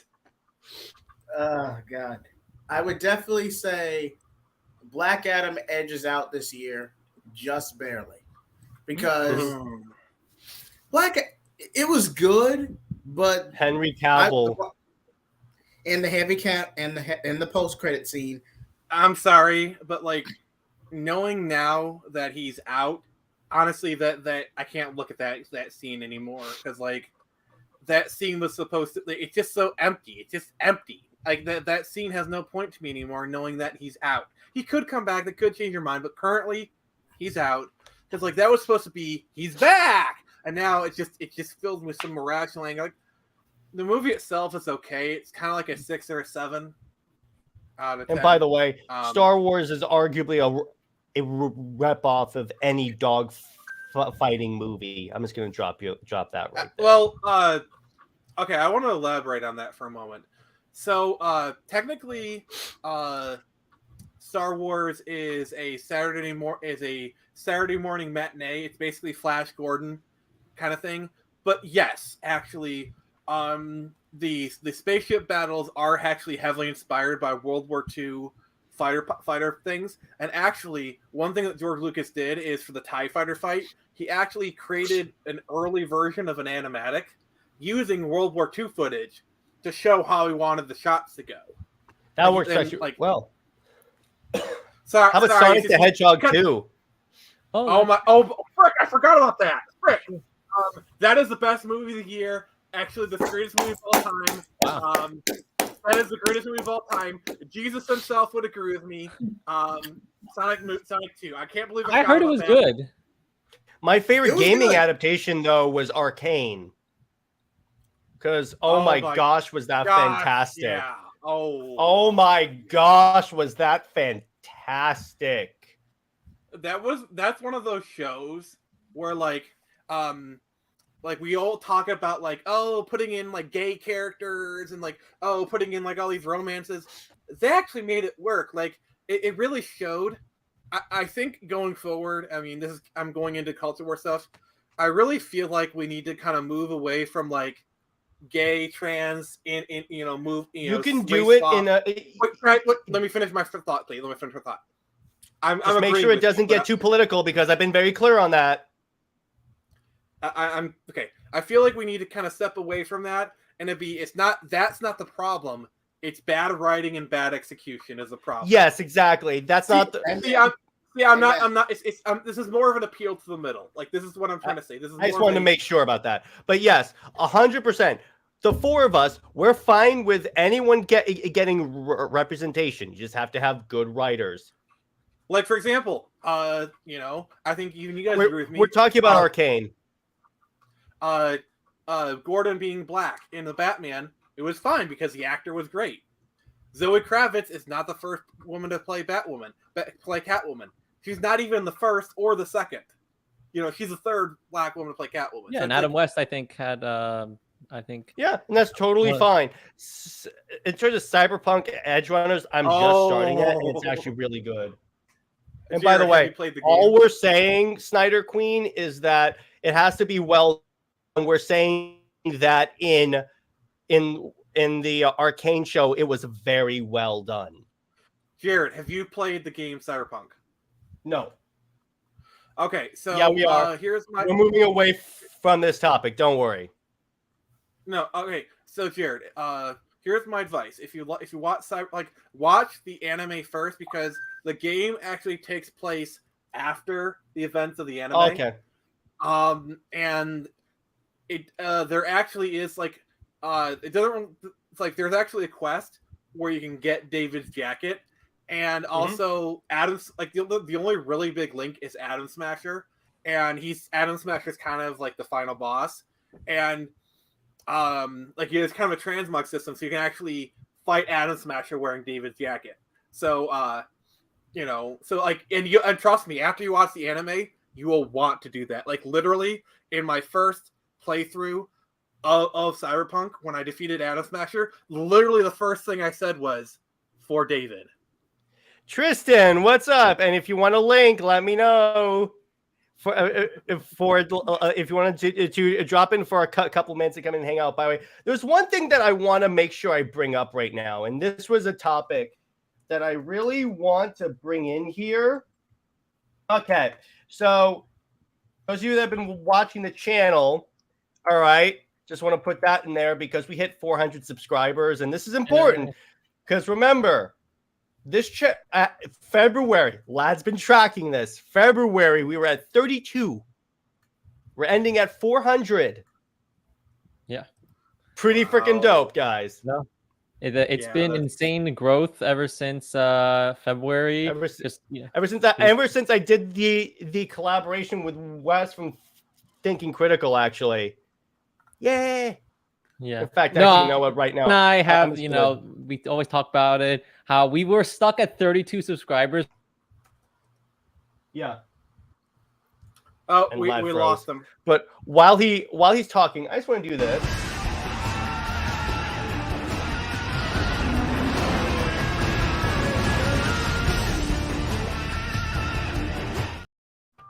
While I'm really glad that you're at 400 subscribers, that clip would have been better at 300. I did that at 300. Oh, well, okay.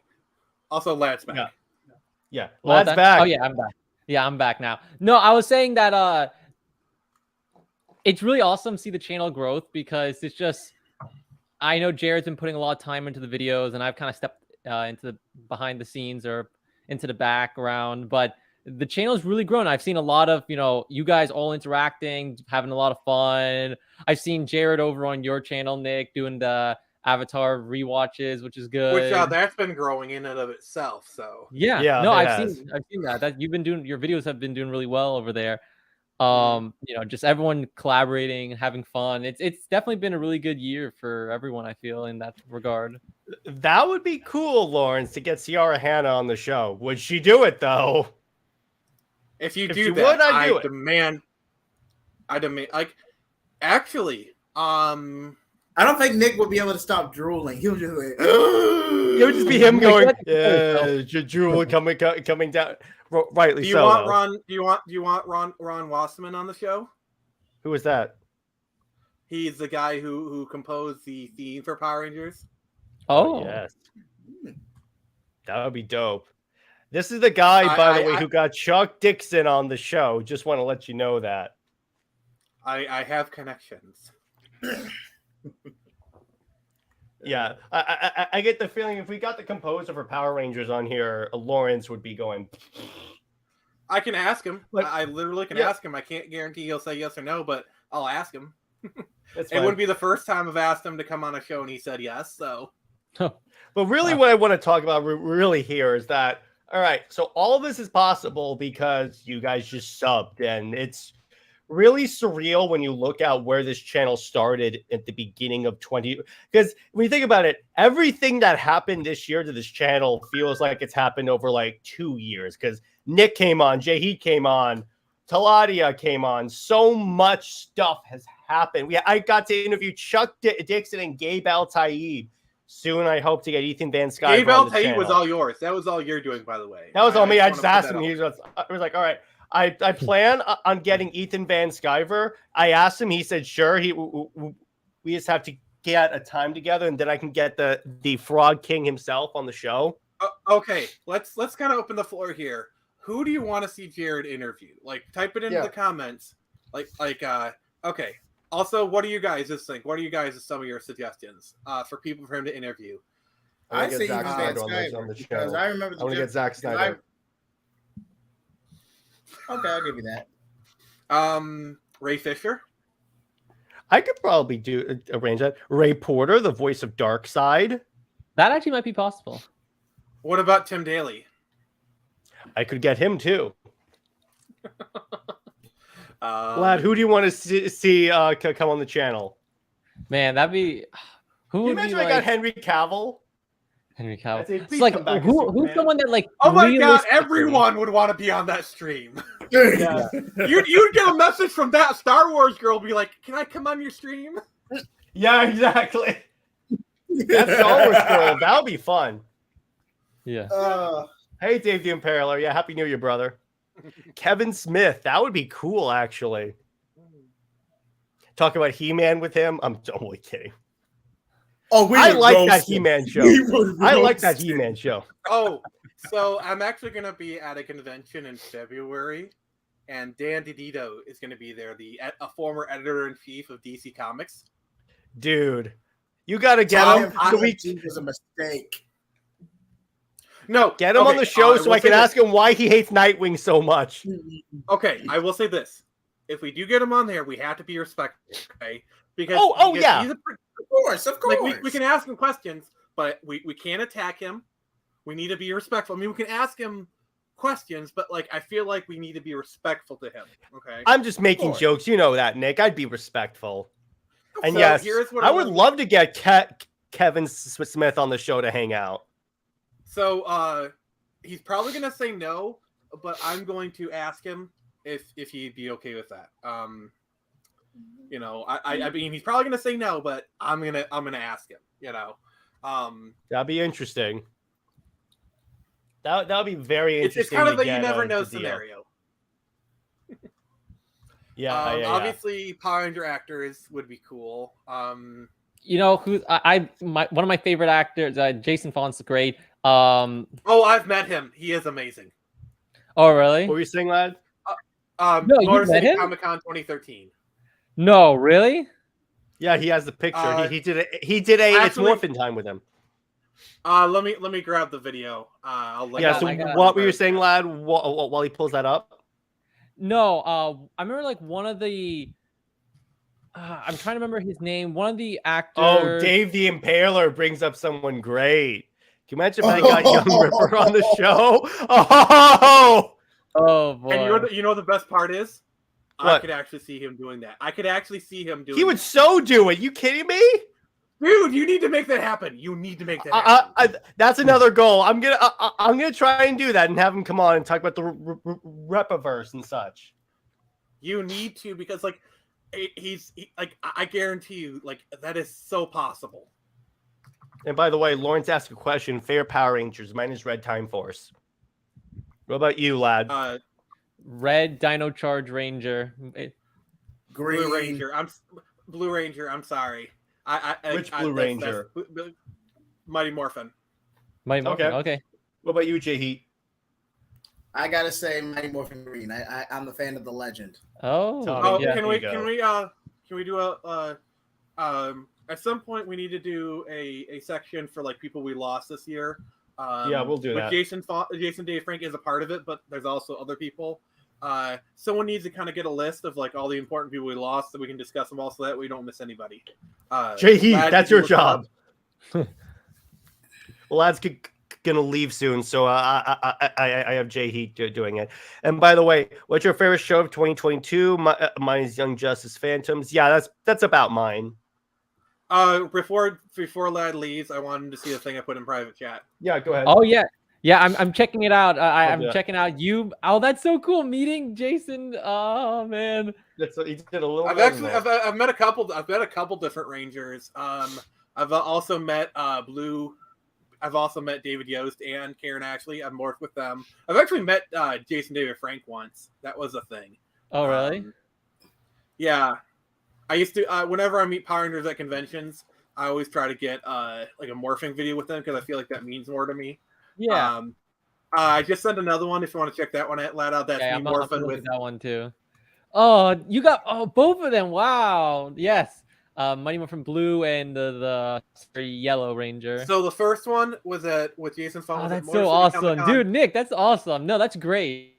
2013, literally almost 10 years ago. And then the other one you're seeing with David Yost is at Grand Rapids Comic Con. You can show it if you want. You can show it on screen if you want. I don't care. Grand Rapids Comic Con 2014. Yeah, Brandon. I can't pronounce his name. He actually seems like a really nice guy. I was actually at a con once where he was at. Unfortunately, I was too busy selling comics to go say hi. But like, he was actually looking at the tables and whatnot. I really wish he would have come by mine. I would have loved to sell a comic to a Power Ranger. No, I know Brendan's very active into the Comic-Con scene and with the fans. He has a YouTube channel with 100,000 subs. Like he uploads like gaming vids or just I need to get him on. Yeah.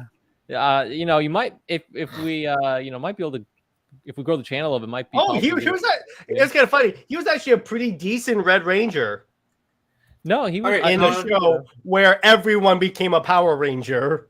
Yeah, there are 10 Rangers. A question. Let's go into the voice actor realm. What voice actors would you guys like to see on the show? Like maybe Mark Hamill. Mark Hamill. I mean, that's a yeah, he's too big. Would be amazing, but like any of the Justice League actors I could probably do. I could probably get Susan Eisenberg. I mean, the Black Ranger. What's his name? He's also an anime voice actor. I can't remember his name. David Yost. No. Adam. Yeah. I could also probably get Mighty Morphin Red. That's me. I'm the owner of the channel. That's me. That's me. That's me. Technically, me and this guy right here are the co-founders, but I'm the one who runs the channel.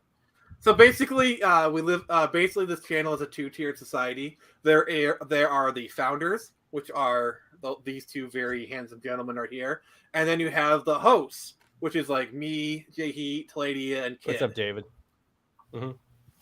Well, so we are the second-class citizens, but we still. I'm not going to go there. Wait, what? Where did this come from? I think I dozed off for a second, and I don't know what happened. But all of a sudden, we started separating people. Well, someone asked. I'm doing a bit. I was doing it. Hey, I that's was doing it, Jared. man. That's Jared. Jared's the head hot. Oh, yeah. here. Yeah. I'm in a group chat with this guy on Twitter, and I dropped in about that. And I'm Silent CEO. You're the queen of the group. not the We'll give you silent- that, okay? Yeah, he's the silent queen. So we're gonna No. give you that. We'll give you that, Sammy. Jared, where do you see us taking the channel, or where do you see the channel going in the new year? You know, what direction? What's the To the moon. dream? Monetization. Money. Monetization. I've got the brain. 1,000 subs and You've being got the able. brawn. Yeah, and being able to do like memberships and super chats and Yeah. such. That'd be awesome. Oh, No.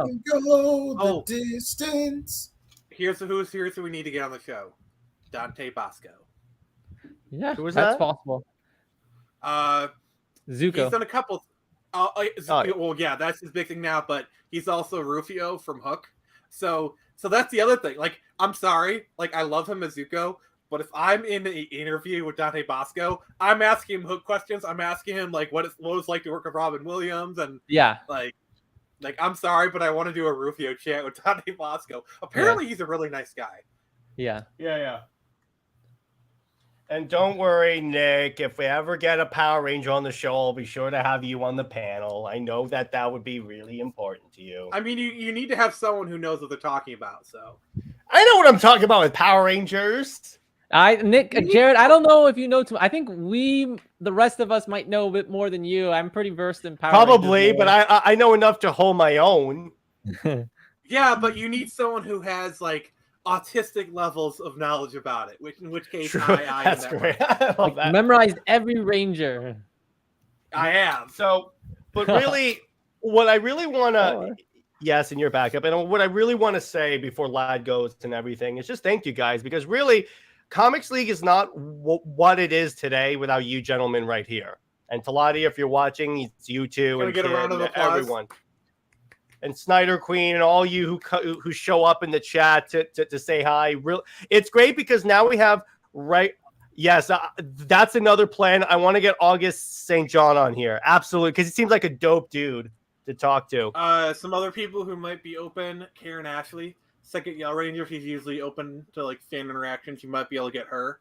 Nakia Baris, who is the Zeo Yellow, is also really open to fans. Jason Font's pretty open. I'm trying to think of like the Ranger actors who are like Turbo Blue does a lot of stuff. He might be on him. Andros also. I was trying to think of like a lot of the forward facing ones. Selin Ward, the first Black Ranger from Turbo. You might be able to get him. I'm sorry, I'm just going off the top of my head. Sorry. Sammy, by the way, if you want to get Kevin Smith on the show, tag him and say you should go on Comics League. Just gonna tell you right there. And by the way, one day we'll get Snyder. One day we'll get Snyder Queen on a panel. She already is an on the panel. invitation. She's literally on the panel right now. Yeah, she is. But I'm saying we'll get her here. We'll be able to hang out. But there's only we'll one way. There's only one way.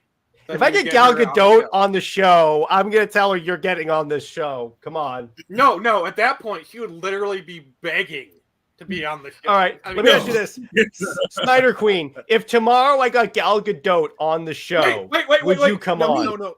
No. Look at the chat. She said one day you will. In 2023, it will happen. So Snyder Queen will come on in 2023. It has. That's on the record, folks. On the record. My big dream is to get every member of the Justice League on here except Ezra, but that goes without saying. Oh man, why you gotta do Ezra like that? If you get Grant Gustin, I will. Please. I could probably get Grant Gustin too. If I am not on that panel, I will find you and I will kill you.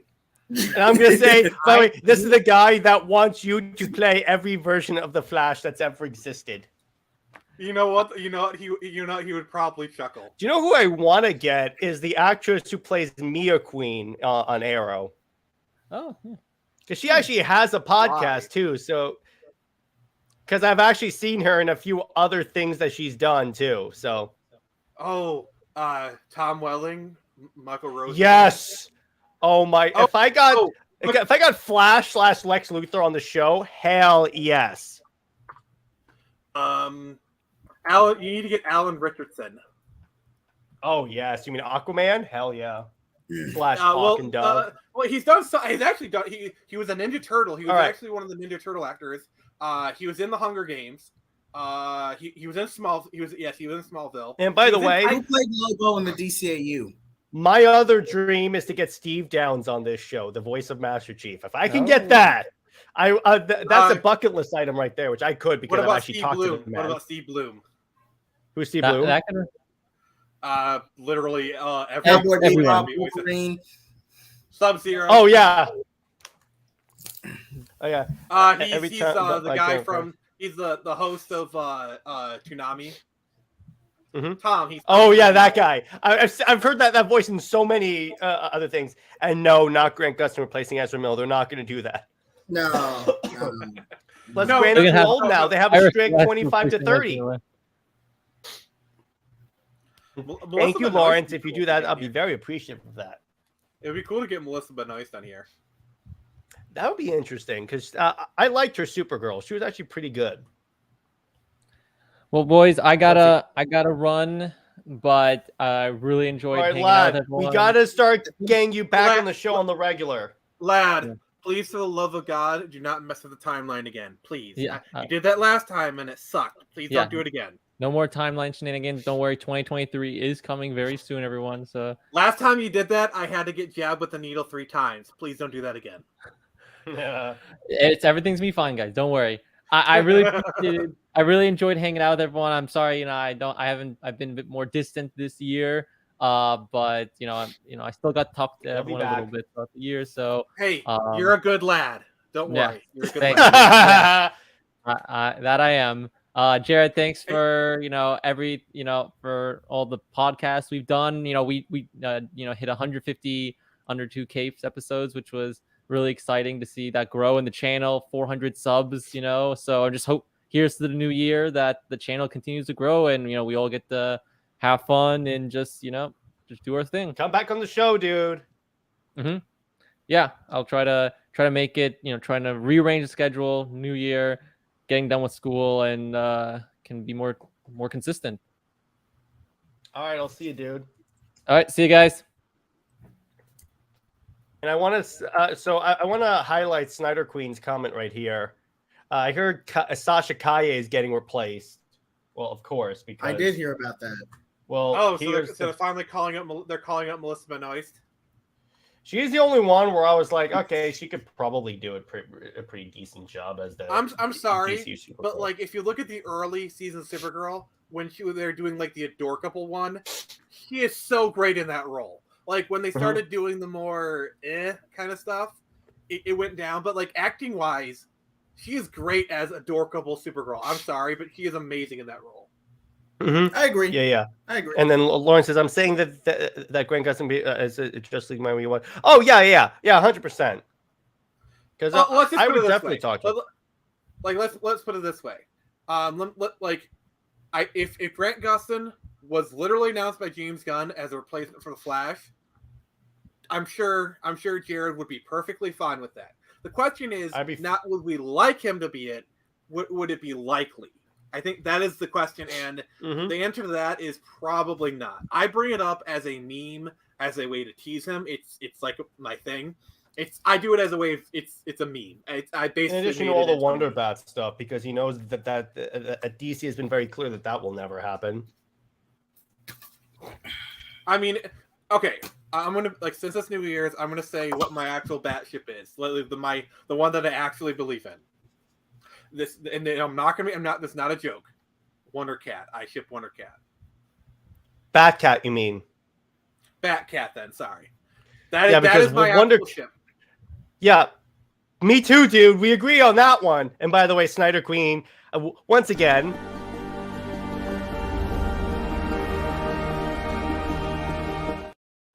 Like I say Wonder Bat.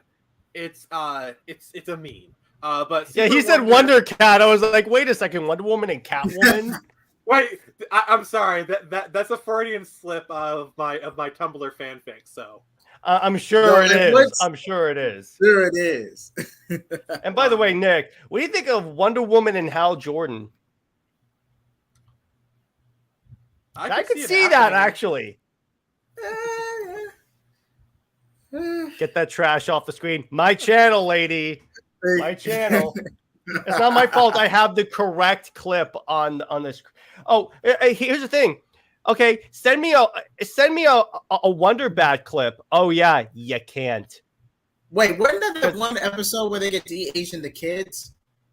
Yeah, but Batman is not into it. Basically, Wonder Bat in that show is Batman saying, "Get away from me." And Batman in Gorilla City was worried about Diana. So And you can take that as word as a teammate. Okay. I'm CEO. No. Playing devil advocate here.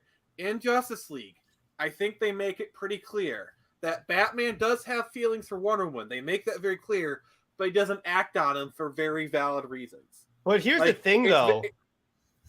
No, like that thing on the rooftop, that is true. Like, that's how he actually feels. That's why he never acts on them. But they also make it very clear throughout all the episodes that he actually does, like, they actually do care about each other, but Bruce will never do it because very valid reasons. I think in Justice League that, you know, there is lots of evidence for it, but, like, he would never act upon it for the reasons he stated. Oh, and by the way, and Dave the Impaler...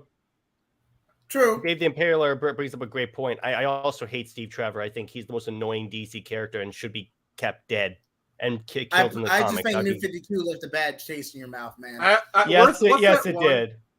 What's that one? Wait, no. What is that? No, that is toxic as heck. Are you talking about Talia? Bad Talia? No. He says Batman Technically, and that Zatanna. was... Oh, Snyder Queen agrees with me. What's that one animated movie where they got Nathan Fillion to voice Steve Trevor, where he actually Wonder Woman. He actually doesn't he like, and you know how there's actually a scene where Steve Trevor actually stands up to Wonder Woman. That's a good Steve Trevor. Yeah, but I'm saying is that there's, and by the way, also the New 52. Chris Pine is a great Steve Trevor. He's fine. I will fight you on that one. Like, he's fine for one movie. They should let him rest. But what I'm saying here is that, did you know that New 52 is really the only time Wonder Woman and Steve Trevor have dated? Beforehand, she saw him more as a father figure. Pretty sure in the late Silver, early Bronze, they dated briefly. But really relationship is like, no. Steve Trevor is basically the male version of Damsel in Distress. That's basically all he is. Yeah. That is his narrative and yes, function. That's what we're talking about, which, by the way, was a great movie. Great movie. Steve Trevor in, like, the Golden and Silver Age is literally no more important to the character than Lois Lane was. They were literally on the same level from a narrative level. Steve Trevor was the equivalent of Lois Lane. So essentially, they were the Damsel in Distress. Saying, Nick. Both characters in the Silver and Golden Age. I'm just talking like 30s, 40s, 50s, and that's it. Okay, from that era. Well, actually, I'm extending that, and I still say that Lois Lane and Steve Trevor are useless characters forever. I'm just gonna give it. I will die on that hill. I can't talk about the 80s, but like I will say 90s era Lois Lane was important to the story. And by the way, Lawrence picks up a good point. Wonder Woman and Aquaman, isn't that just Flashpoint? Pretty and much. That didn't turn out that well. Neither did it some characters. Also, yeah, by the way, you're literally discounting Lois and Clark: The New Adventures of Superman, which is actually a really good show. It's a good show, but I'm saying in the comic Superman, doesn't work with Lois Lane anymore. You like literally they timed the marriage of Clark and Lois to the show. Like literally they got married in the comics the same time as a show. Who's Wonder L?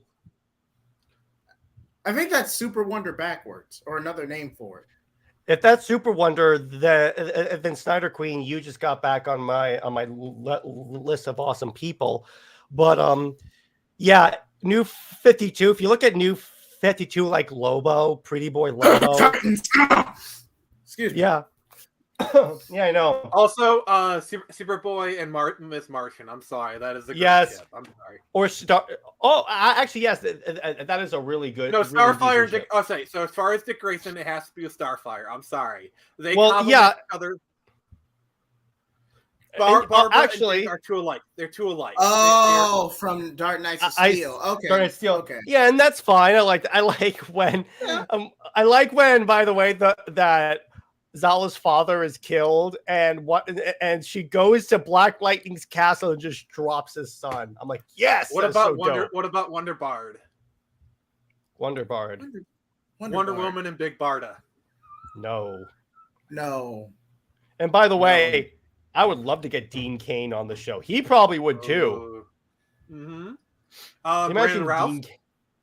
Oh hell yeah! I would love to get Brandon Routh and tell him about how much I actually, for the most part, enjoyed Superman Returns and his portrayal of Kingdom Come Superman. Well, there's three things we would talk about with Brandon Routh. Obviously, Superman, Scott Pilgrim, and then all the Arrowverse stuff. That would be our topics.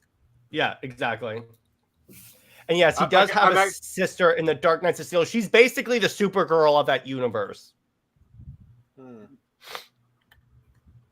Yes, that's a solid ship. I like that. Based upon plus it's canon, so it doesn't really mess up. Okay, so here's the thing, though: is she really? Because they are with a woman in the mainstream comics is what I'm talking about.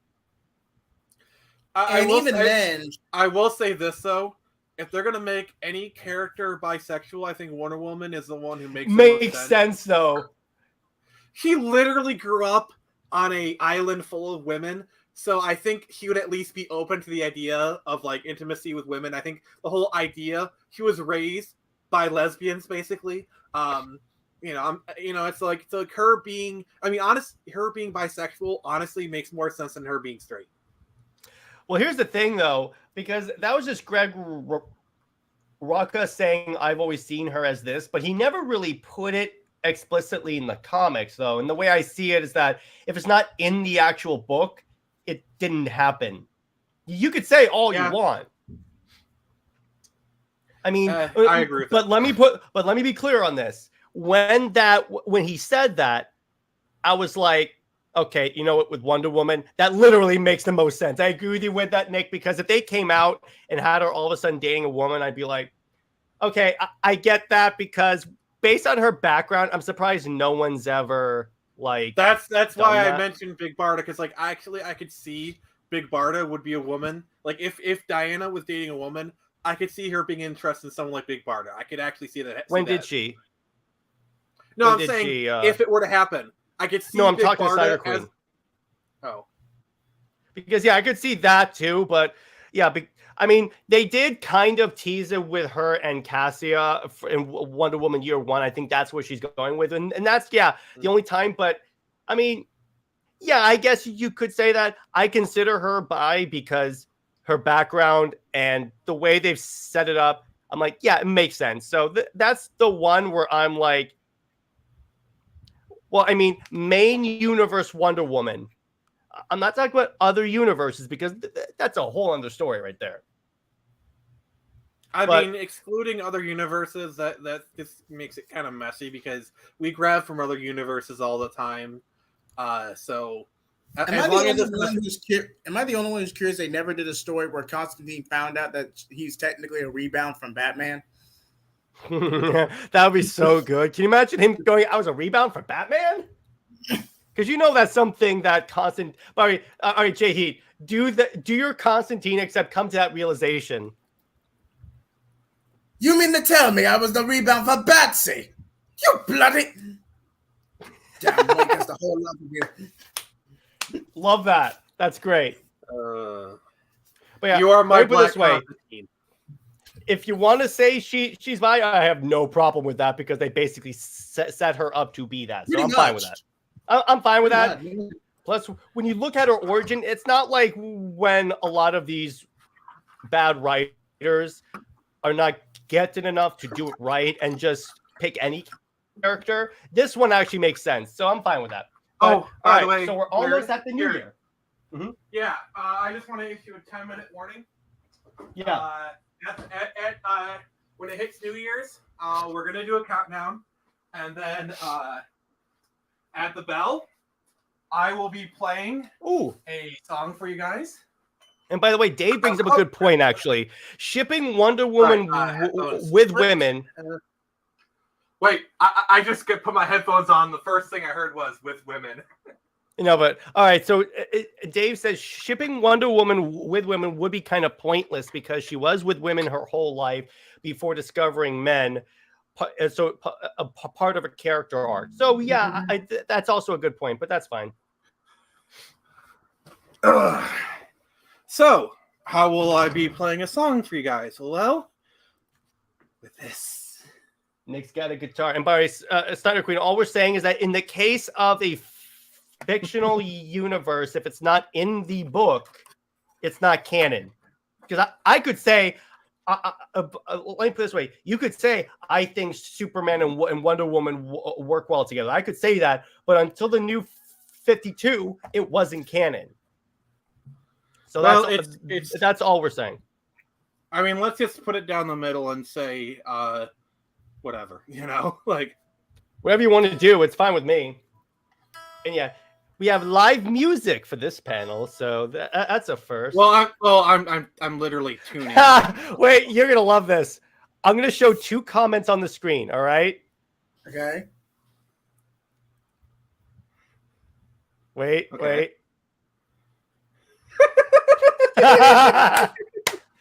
Okay, Caleb. Well done. Well done, Caleb. That, you know what? That gets this. That gets on my man right there. Here you go. A man. Yeah, that was great. You gotta admit that was awesome, Snyder Queen. And by the way, Lauren says the only reason why I agree with Super Wonder. Lauren says the only reason why I agree with Superman is because they support each other in ways no one truly could. Yes, that's true. And yeah, Caleb is my man. Nice job, Caleb. That was perfect. Well timed too. I'm like, oh gosh. But seriously, so while Nick does his thing, we got 7 minutes left in 2021. What was the highlight of this year for you guys? Screecher. Yeah. Screecher, just the entire thing. Screecher. Wait, what? Me too. It's either Screecher or adding you guys to the... JJheat, did you ever get your comic? Because I think you were like one of the $10 people. Did you ever get yours? They said it was on its way. It was being shipped, but I have not received it yet. You should have gotten a tracking number. All right. That's fine. Whatever you want to do. It doesn't really matter. Damien and Raven should always be shipped. That's actually a good point there. Okay. You know what? I'm just going to rip the Band-Aid. It's good for what the Dikamu was trying to do. But in any other context, I just don't see it. Because, and DCeased has this problem too. DCeased does have this problem too. You're talking about 2 characters from 2 completely different generations.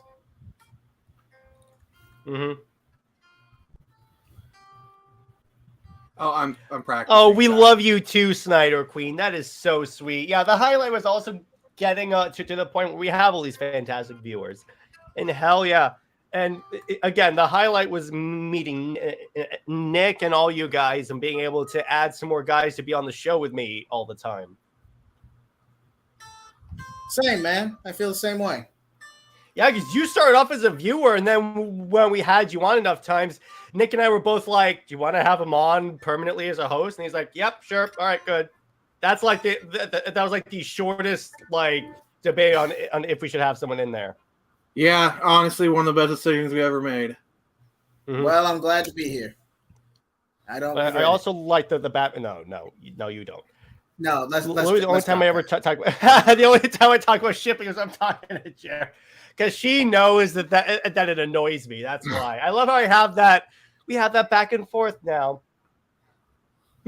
Yeah, it's true. Snyder trilogy for New Year's. Heck yeah. Oh yeah. You gotta admit one of the highlights was Project Justice League, baby. Oh my gosh. Definitely. They did a fantastic. That was better than I thought it was going to be. Watching that, I'm like, oh my gosh. Any So New guys, Year's wishes or predictions before the countdown? That they're going to start walking back a lot of these changes, or at least give us a one movie to end everything. Jared, that's what I think. This is a little. I got this. Oh, nice. Nice. Nice. Oh, by the way, I have one more prediction. The Flash is going to make $1 billion. Yeah, because it's got Michael Keaton. It's got Michael Keaton in it. That will get people, and I think Aquaman could make $1 billion too, based upon the fact that Amber Heard is not in that movie for that long. Kathleen Kennedy stepping down from Lucasfilm. You might as well be happy. They'll make you happy. And by the way, when that happens, we will be doing a game. Like, oh my gosh, we will be jumping up and down. I'll be playing that 300 clip on repeat. Okay. Yes. No, what I'm gonna do, here's my plan. I'm gonna do like an hour-long video, and it's like Kathleen Kennedy is no longer the CEO of Lucasfilm, and it's just gonna be Ding Dong, the Witch is Dead on repeat for an hour. Yeah. By the way, Snyder Queen, if the Flash and Aquaman make $1 billion, James Gunn is gonna look like a complete moron for rebooting it. Because here's the thing. If they're so strapped for money and Aquaman and Flash make $1 billion, wouldn't they be stupid not to further pursue this? It is Warner Brothers. Okay, it is Warner Brothers, but one more thing, Nick. But I'm willing to give this new regime a chance if they do this. I'm willing to, because remember, that was the old regime that did a lot of that stupid shit. But we'll see. All right, so Nick. Here's my position. Okay, let me just get the camera up here. Here's my position. All right.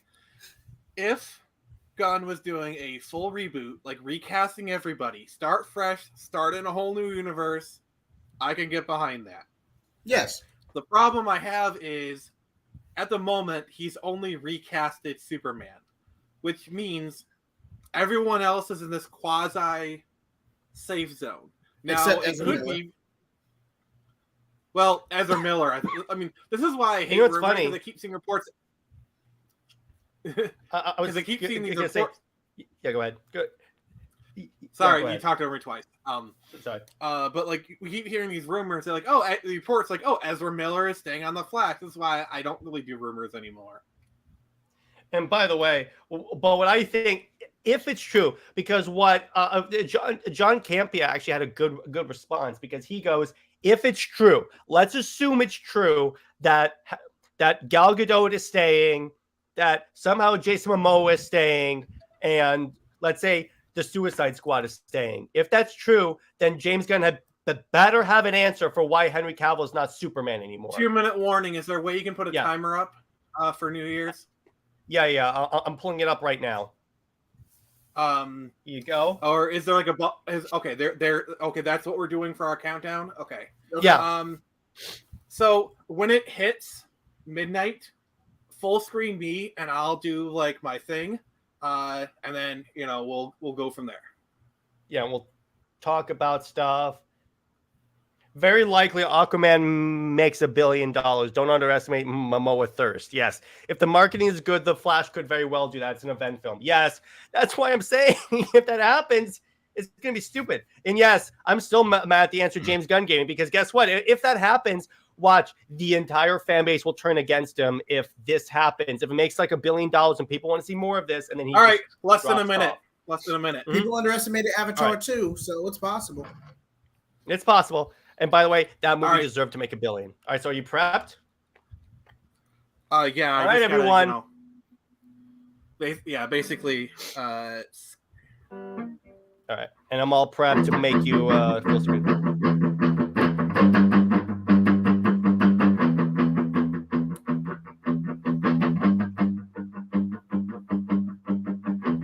And at 10 seconds, we'll do a count.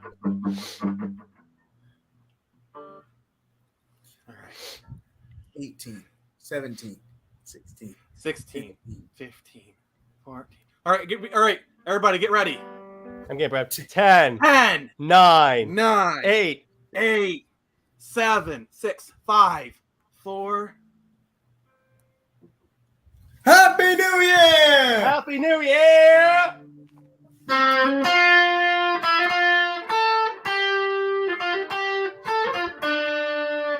Right.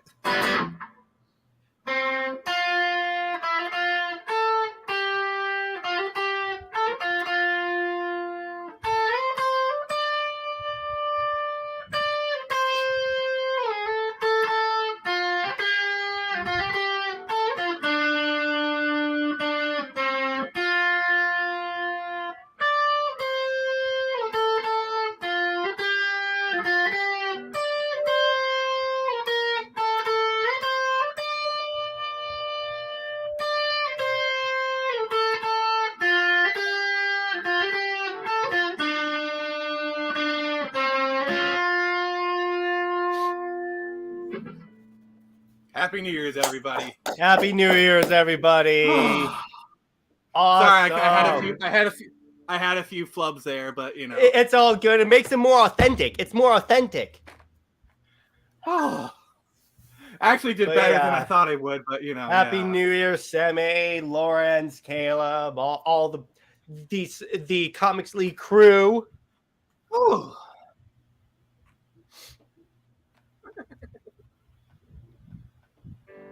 And by the way, Lawrence is already campaigning on Twitter for Brandon Mayha to come on the show, so I appreciate that, Lawrence. Oh, thank you, Snyder Queen. Oh,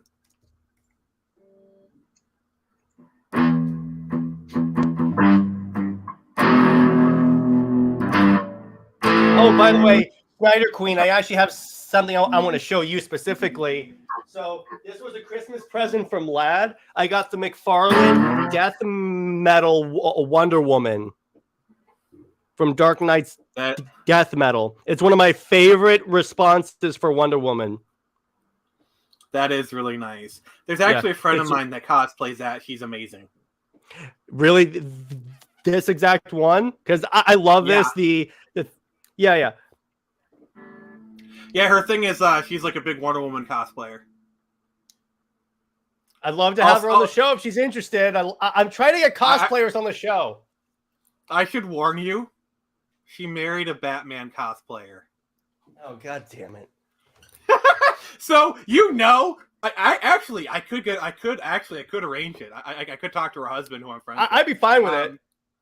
Oh, actually, well, here's the thing. If we're gonna do this, so they have a charity group called the League of Enchantment, all right?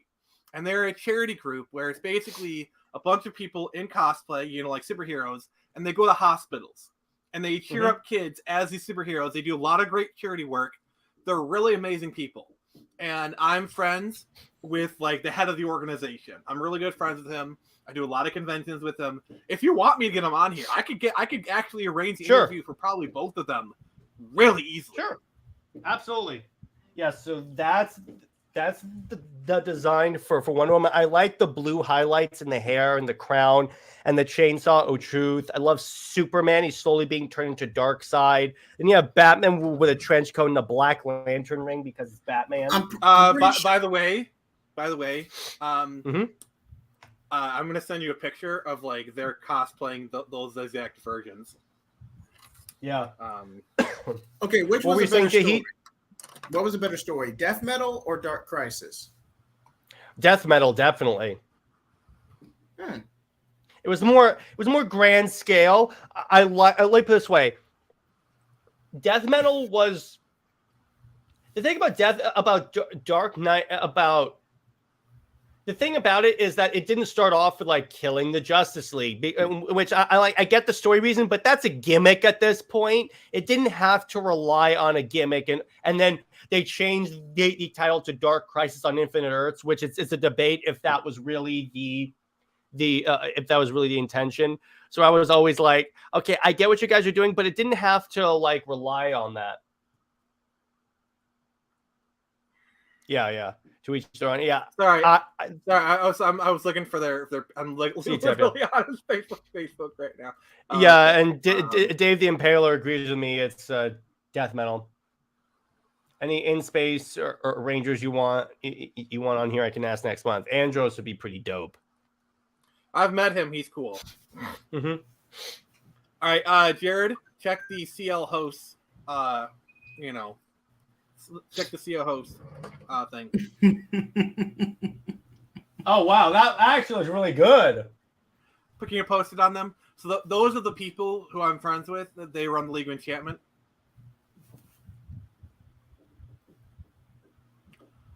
And I'm sorry, Jared.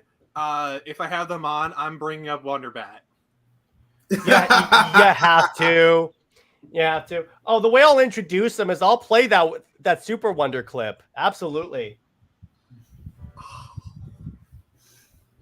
I'll do it. I'm not afraid.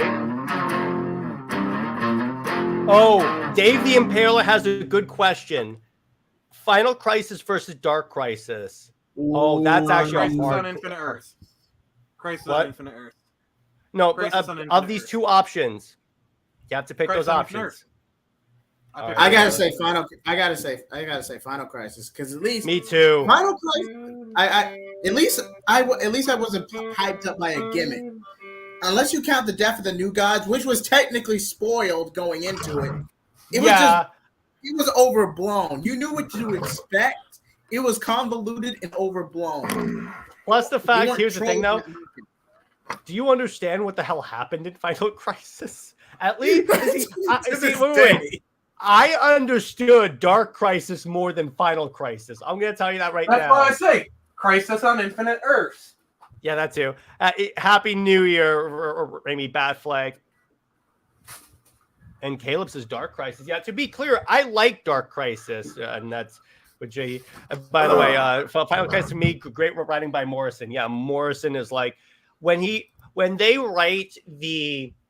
It depends on what they're writing with Morrison because it's like there are times when Morrison can go super like abstract and like with very like meta, but if it's like with like their Batman run or like All-Star Superman, fantastic. Oh, and their Justice League of America run. Let's not forget about that.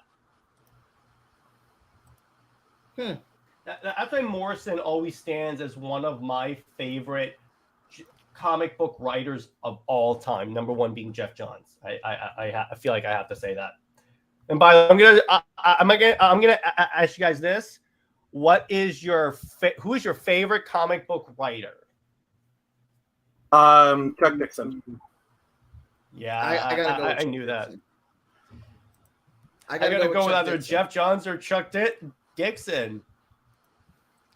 And I gotta say, Chuck Dixon is like the one example of the one exception to never meet your heroes.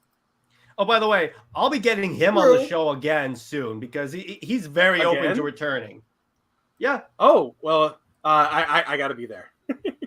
Yeah, I'm gonna try to get him. I'm trying to. Let's collectively agree not to bring up Fitzmartin and that travesty. Let's be respectful. We did the last time, I think. Jared. I know exactly who. We should get Xevious on here. Yeah, that'd be fun. No love for Hickman. So Xevious. So for people who don't know, Xevious is the guy who did the cover for Screecher, and he's also done the stuff for a lot of the stuff in the indie scene. He's an amazing artist, and he's done a lot of work.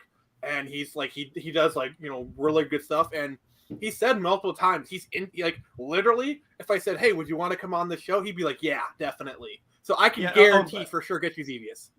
Scott Snyder's good. By the way, Hickman. I want Jonathan Hickman to write a Justice League run. Can you imagine Jonathan Hickman writing Justice League? Oh, it'd be good. See, here's the problem with that. It's too good of an idea. Back. No, it's too good of an idea. Thus, DC will never do it. Yeah, exactly. But I'm saying in a good day, in a good world, when that could happen, can you imagine Jonathan Hickman with his elaborate writing planning out an entire Justice League run? It'd be freaking amazing. I still say editorial's the main reason we got Krakoa. I still say that. Exactly. I mean, and that is Scott literally Snyder, the reason. ironically, by the way, I love Scott Snyder's Justice League run, so it's ironic that people named Snyder do well with Justice League. No, JJheat, that is literally the reason it got effed up, because literally, that is exactly the reason why. That's exactly it. You got effed over by editorial. It's literally the reason. It is like you were right on the money there. Yeah, and I fell from here's the thing. Years ago. Zdarsky has to redeem.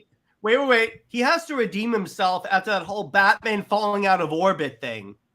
That was ridiculous. I haven't seen. Did you hear about that? No. All right. So okay, in issue Batman 130. Go ahead. Okay, in issue Batman 130, the Watchtower gets destroyed, and Batman barely any shield, not even an oxygen tank. Shielding, except for like a face mask. He's operating in outer space in just the bat suit. Then, not only does he survive in outer space, but he survives re-entry and impact into the Fortress of Solitude. Dude. Okay, this is my response. Not even Adam West Batman would do something that dumb. Yeah. Like, that is so dumb. Reporter. That is so dumb. Yeah, isn't that stupid? That is too dumb, even for Adam West Batman. That is so dumb that even the Adam West Batman writers would think that was stupid. Yeah. Oh, by the way, I think Zdarsky just made the best out of a bad situation. Actually, so if you want a good Dan Abnett storyline, read Aquaman Rebirth. Because good God, was that fantastic. Now, would you say the Aquaman Rebirth run or the New 52 run? Which was better? I'd say New 52, honestly. I enjoyed that one more. That's just me. Yeah. And by the way, yeah, Sammy, that is two of my goals for the year are to get Zack Snyder himself on the show, and in which case you guys are on that panel, and Ray Porter on the show. Can you imagine if I get Zack Snyder on this show? Okay, I have some suggestions. Andrea Romano. Oh yeah, that'd be so super fun. The voice director of like Batman, also the inspiration for Phantasm. All right, Sammy. Here's what we're saying. It's not the oxygen part. Scientifically, the batsuit does not protect you against the cold vacuum of space. Barely an oxygen mask. And wait. JJheat. Oxygen is not going to protect you from re-entry. I mean, there's a million things. Literally, his blood would freeze. Even if he had oxygen, his blood would freeze. Because it's cold in space. Like, it is really freaking cold. Like, if he's just wearing the bat suit, like if it's a bat spacesuit, which I'm sure he has, but he was just wearing like just a he was in the regular bat suit. Regular bat suit. Not even the Hellbat armor. And then re-entry. The only thing I'll say is I could imagine a situation if this happened in Batman Beyond. I imagine they could come up with like the Beyond suit would have like some protection. That one I could believe. And by the way, Sammy, no. Even with oxygen, he gets killed. And y'all said he had no oxygen. He gets it from the space shuttle. No, but yeah. But here's the problem with that. He got sucked into space without the oxygen. He would not survive long enough to get to the space shuttle to get oxygen. Barely 5 seconds, if that. Barely, because guess what? You can't hold your breath in space. Batfleck could fall from the moon. He could walk it off. Yes. We all want this. Thank you. We all want this. So that could very well happen in the multiverse. No human can survive this. Death is likely in less than 2 minutes. Yeah, Batman would not be able to move toward the shuttle in that time period. Sorry. It's just not likely. It's not scientifically possible. Excuse me. I had to readjust my camera. Yeah, that's fine. We're about to wrap up anyway. But... There's like 15 different ways that Batman should be dead, even with the oxygen. How about burning up in the atmosphere? Or I memean, yeah, that's literally one of them. I know, Sammy. It's just we're ranting about how stupid the issue was. It's not you. It's Zdarsky. That's what we're doing. So I think okay. Science Nick class first. is in session. I am your teacher. Here's a lesson for you. Wait. Hang on. Go. So when a spacecraft re-enters, they literally have this thing called a heat shield. It's all it is literally extra material that is meant to burn off when you're going into re-entry, because when you enter the atmosphere, it's a lot of friction, and it's like a lot of heat and whatnot, and so you have this material that is literally designed to either with like in some of the space shuttle stuff, I think it's more meant to like take the heat, but like in the John Glenn days, it was like extra material is meant to burn off. Okay, and so you literally have this stuff that's strictly designed, and even then, it's really hot. A normal spacesuit, even if you say his cape has similar material as space shuttle, which sure, okay, that is not like it's not enough to even if he has that material is not thick enough to withstand that heat. Okay, like it's like. Okay, I'm good. Yeah. Classes. The ding. Now you may leave. And by the way, Nick, it's a comic, bro. But they're using the most realistic character. I love it. I love it when people lose an argument and they bring that out as their defense. I love it. It's the ultimate. But here's the thing, though. I get it that it was cool, but here's the thing: Batman defeating like the Justice League, that's more realistic. Because look at it this way: no amount of prep time, because you can't say Batman had a built-in heat shield, because the amount of heat shield that he would need, he would not be able to move. See, here's the thing: Batman with prep time would literally be Batman in a bat spacesuit. That is Batman with prep time in this situation. Yeah. You literally this way: if they did. If you wanted to use a prep time argument, Bat with prep time would literally be a specialized bat suit that had, like, you could say he could deploy a spacesuit, but he wasn't even using that. That is Batman with prep time. So that argument literally is null and void in this situation. All right, I'm going to show you guys something. I just want to screen share this. Hold on. Give me a second to pull it up. I was playing Saints Row 4, and you guys know there's legit Wonder Woman armor in the game. Hang on. I did it. I actually gave her a French accent that was the closest I could get to Gal Gadot's accent. This is Queen Amazonia. So, like, all right. No, but no. But he wouldn't survive long enough to get to the thing. I have it screen shared. Basically, this. Yeah, look at that. Look at that. His face is not even covered at that point. Yeah, it's like if you're trying to argue that he would survive because of oxygen. You're making a scientific argument. Trying to go back and say comics it's like if we're arguing about this, we're going to bring facts into the argument, and even okay, let's take science out of this. Here are the facts. Batman was not wearing a spacesuit. His face was covered. Okay, he would not be able to survive. Plain and simple. All right, whatever. But the point is that all right. Like this way, it was cool. Like this way, it was very comic booky. It was the most comic book thing I've seen in a while. So I'll give you that.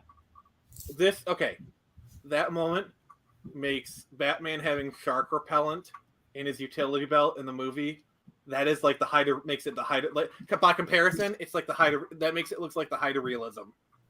it makes Batman the movie that moment makes Batman the motion picture from the 60s Lawrence look like it was directed by Christopher Nolan. We would talk about that Batman issue that came out that had Batman fall from orbit and survive. Why didn't they just give him some type of personal force field? Yeah, that would have worked. Or at the very least, heavy duty bat suit, not even the Hellbat armor, something, anything. Yeah, because but it was just the regular one, so that's why I'm like, okay, that doesn't exactly work out that well. Even an emergency, a spare Green Lantern ring, Yeah, because we know he has that. Yeah, apparently I'm arguing that it's possible for a man to fall from the moon to orbit. Well, if yes, well, if you Lauren sums it up perfectly. Yeah. Let me put it this way: it was cool as hell, but it's too much on that Bat God thing. There is one reason why he survived. It's because he's a GD Batman. That is why he survived. Yeah, okay, I'll give you that one. To quote Frank Miller. But by the way, you know what was better? When he fights Green Lantern in that book and he just paints the room yellow, including himself and Robin. Yeah. Drinking lemonade. Also, Pattinson would implode. And that's for you, Lawrence. That scenario would never happen. Yeah. Like I can maybe see a scenario like that happen to like Affleck's version, but in that one he would be prepared. Like he'd have like a Batman bat suit or something. But like the falling from space. Of course.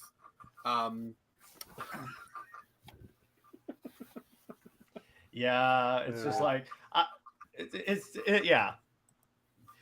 I have a hard enough time in JLU when I see Superman wearing a spacesuit. Oh, it looked dope.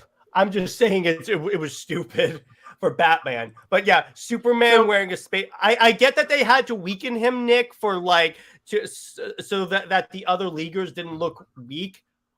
But Superman with there are other ways to do it besides making Superman need a spacesuit. Hold on. I actually pulled up a review from Weird Science Comics on this very issue. Oh yes. I mean, just remember there are versions of Superman that uses a spacesuit to go into space. Yeah, I know. And which that itself, I'm like, well, that's bullshit. Yeah. Because here's the thing. Even if Superman does need, Snyder Queen, your homework is to go to sleep, have a very good rest, and then wake up tomorrow and continue to be the bad butt queen you are. That is your homework assignment. Your homework is to keep being you, Snyder Queen. That's your homework. That's what we want.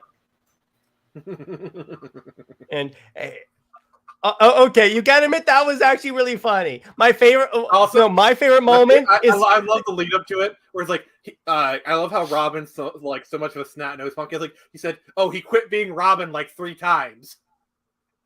Oh, I love when my favorites when Superman and Wonder Woman are having an argument, and Wonder Woman's like, "You make me sick. I hate you," and then they just end up making out. I'm like, well, that's odd. That was the one part where I was like, well, that was uncalled for because it was so random. To be fair, that version is a lot more man-hating. Mm-hmm. Yeah, that's true. All right, so when we last left Batman, all right, so is it good? Can Batman make it to Earth in one piece? Is there so basically leaving Batman a cliffhanger to end all cliffhangers. There'll probably be at least one piece to land on the ground, so technically yes. Yeah, technically. What one piece will be the one? One piece. Yeah, I know. Look this way, he'll land. It's just what condition he'll land in.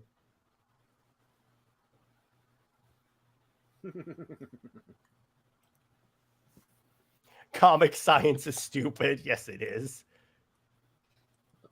Yes, of course. So how does Batman survive this particular thing? He glides back down to Earth in a series of maneuvers that should have killed him 10 times over before landing. Look, it's one thing to have a miracle come out of the blue and save the day, but it's another thing to come up with such an implausible, unbelievable method of survival that you're just rolling your eyes halfway through its execution. So Darcy painted Batman into a corner and got him out by simply ignoring the paint. I gotta say, the writer...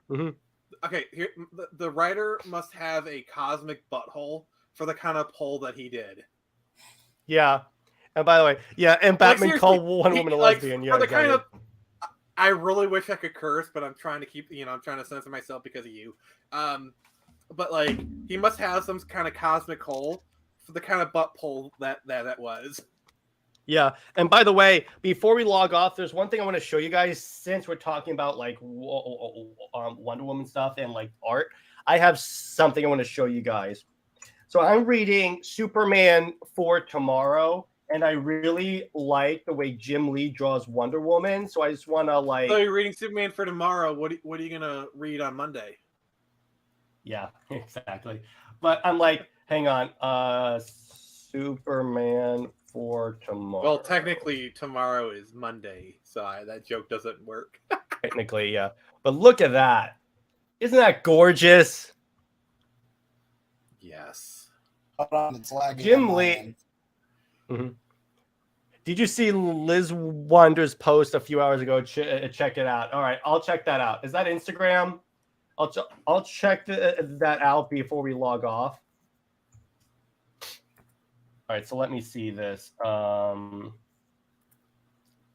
right, Liz. Here's a post. All right, so let me see what Snyder Queen is talking about. Is it this? Oh, she did the Twilight. Huh. Oh, Twitter. Okay, Twitter. So she's talking about Twitter. All right, so let me see here. Liz Wonder. Let me see here. Oh, wow, that's actually really cool. All right, hang on. I mean, it'd be nice if we could see it. Yeah. I was just checking. Look at this. She made. Hang on. I'll get it like rewound. Hang on. Hang on. All right. So the sound should not be on, but look at that. That armor work. Wow. She did it all herself? Yeah. Wow. The detail. Yeah.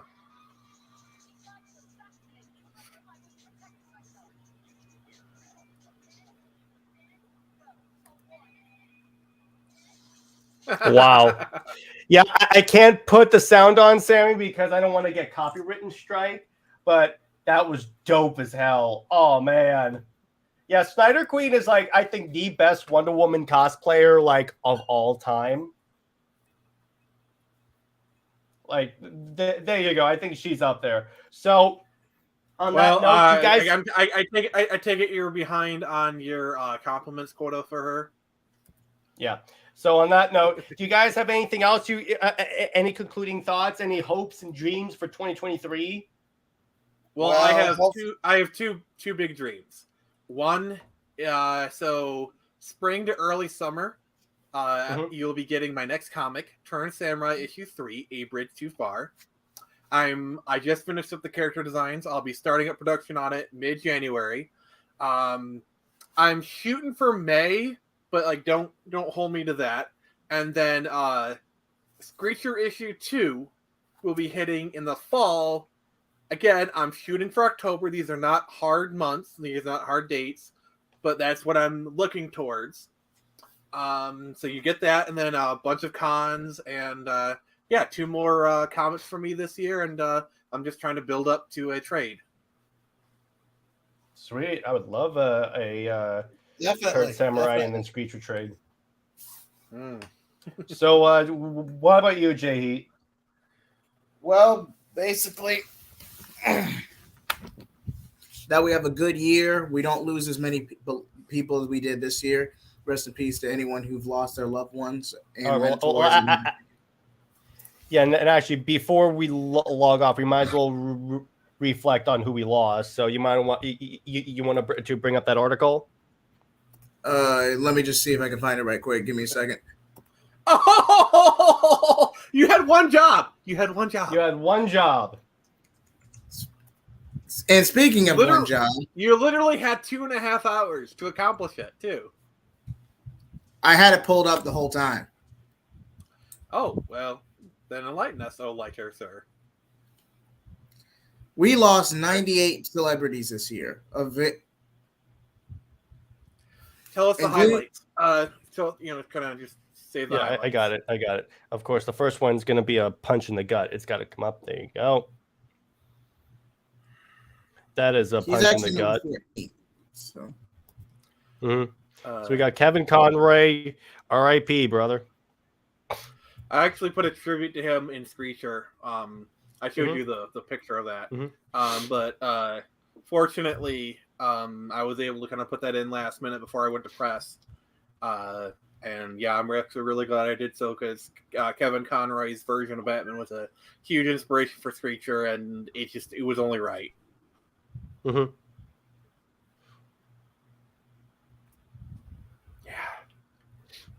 Great balls of fire.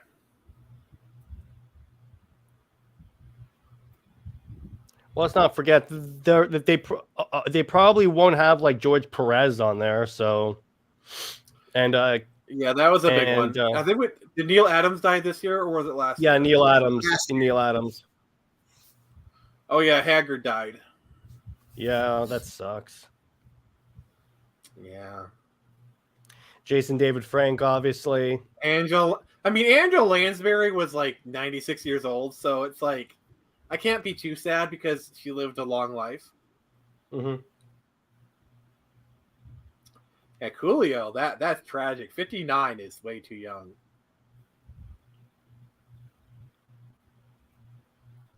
He's in the paradise. All right, so go to the next person.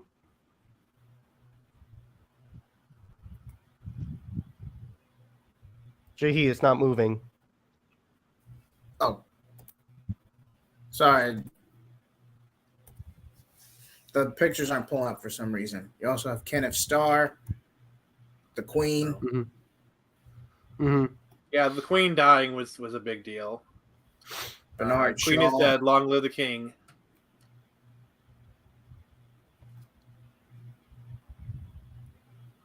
Oh, Gorbachev died this year. Wow. Yep. Age of 91. He died 2 days ago. Wow. I mean, 91 is a good age, so can't be too sad. Coolio was also great in the Daredevil director's cut. That Daredevil director's cut was actually great. Yeah, I forgot about that. Yeah. That's a funny story. I hadn't realized it, but when I was watching the Daredevil director's cut, I realized. So for the longest time, I've always been of the opinion that Daredevil was actually not a bad movie. Died this year. I forgot about that. Back in August. Yeah, I was way too young. Olivia Newton-John dying. 73 is not too bad, but yeah, 53 is too young. Yeah, all right. People are leaving because they don't want to look at dead people anymore. I got it. All right. So basically, RIP to everyone we lost. Let's hope we don't lose people next year. And on that note, let's hope we don't lose too many. Let's hope we don't lose too many people because, and time is a fickle. My hopes for this year is that number one, I get 1,000 subs, which that's a win. And I hope to get my comic published and off to you fine people. We'll have more information on that. I will have my artist, Dawson from the Four Nerds, on the show soon, and we can talk about that. But mainly just continue on creating great content and get Snyder Queen on a panel. That's my plan right there. So on that note, gentlemen, it was a pleasure hanging out with you guys. I'm glad I was able to get all most of the co-hosts. And yes, this year, yeah. Should be. You want to do that? Set a little bit aside and put some music on it. Do you mean for the comic? Yeah, probably. I'll probably do that. All the best wishes, all to you people. Yes, absolutely. Definitely. It's 2023. Yeah, absolutely. Oh wait, before you all go, okay. So Snyder Queen has something she wants to add. Most look forward to movie of 2023. Flash. What's coming out next year? Dune 2, I think. Shazam! Fury of the Gods, Flash, Aquaman: The Lost Kingdom, Blue Beetle. Oh yeah. Let me look up. Quantumania. I'm not really too. I think Dune 2 is coming out this year, and I'm very excited for that. Yeah. So for me, it's Dune Part 2, Shazam, Blue Beetle, Aquaman, Flash. I might actually go see the Transformers movie because they're bringing in the Primals. You know, Beast Wars. Like Beast Wars was like a big part of my Beast childhood. Wars. Dun, dun, dun, dun, dun, dun, dun, dun, dun, dun, dun, dun, dun. I love that song. Like it's probably gonna be, you know, but Shazam. I'm actually Well, excited that's for. just prime. Shazam is gonna be pretty good. Dune Part 2. Oh my god, I'm gonna see that IMAX.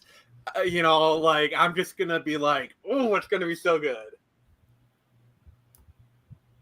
Yes, absolutely. I think that's gonna be really JJheat, cool. what are you looking forward to? Definitely Shazam 2, Aquaman 2, just Mario movie, yes. definitely the Mario movie. I'm gonna be the oldest one in the theater. Well, they'll probably be parents, so never mind. I'll be the oldest one in the theater that actually wants to be there. Oh yeah, wait. Dave the Impaler.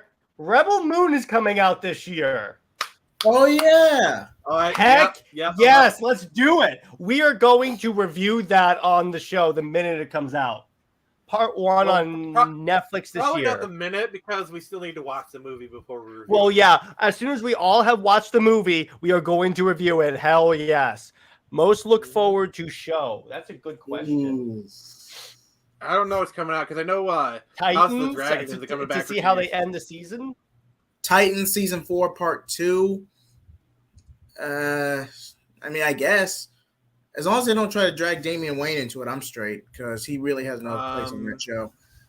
And it's let's got see awful. here. Let's see here. I'm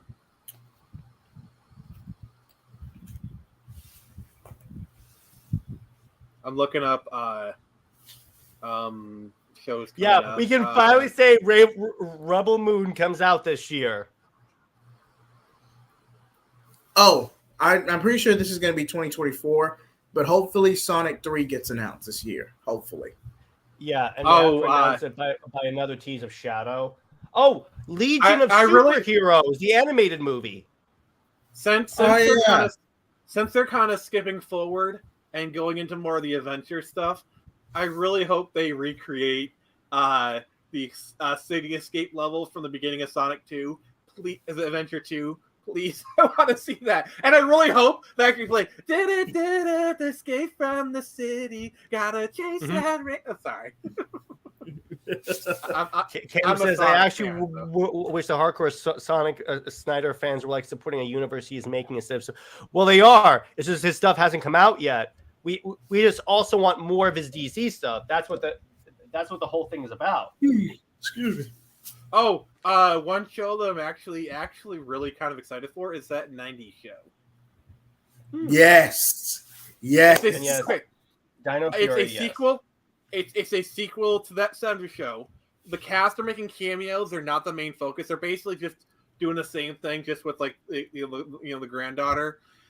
But it really feels like they're actually doing this with love. You know, like definitely. I mean, the main character is Leia Foreman. They actually had Eric name his daughter Leia, which is like, okay, the fact that Donna allowed it is just amazing. I'm not surprised that Eric wanted to name his daughter Leia. What I'm surprised is Donna allowed it. That's genius. That's genius.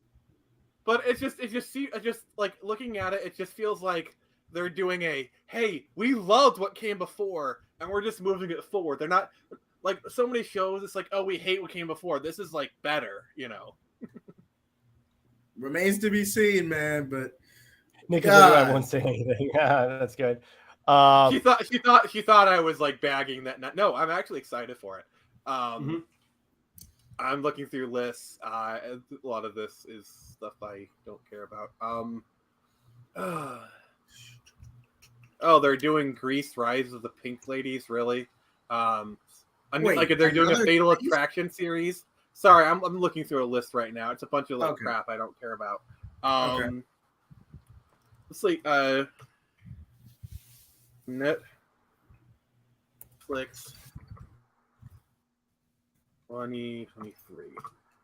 Let's see. Oh, sorry. New Netflix shows coming in 2023 and beyond. I guess the Avatar live action is supposed to be coming out this year. That'll be. And did you guys see they're making another animated one on Avatar? Yes, in 2024. Yeah, there's a bunch of them. Like, supposedly they're doing with one of them with like adults and whatnot. All the stuff I'm actually going to be open-minded about. Like, just like give it a chance. Really, I'll give it a chance. I'm willing to give it a chance, but even the live action one, I'm like, it seems like they're at least like they're not trying to do Aang is black now. No, it's like Aang's kind of like Asian because the actor, the character himself was like more Tibetan monk. It's like, okay, like I feel like with the casting choices, that makes sense. They're at least like, for example, they got Daniel Day Kim to play Ozai, which sure, I'm all for that.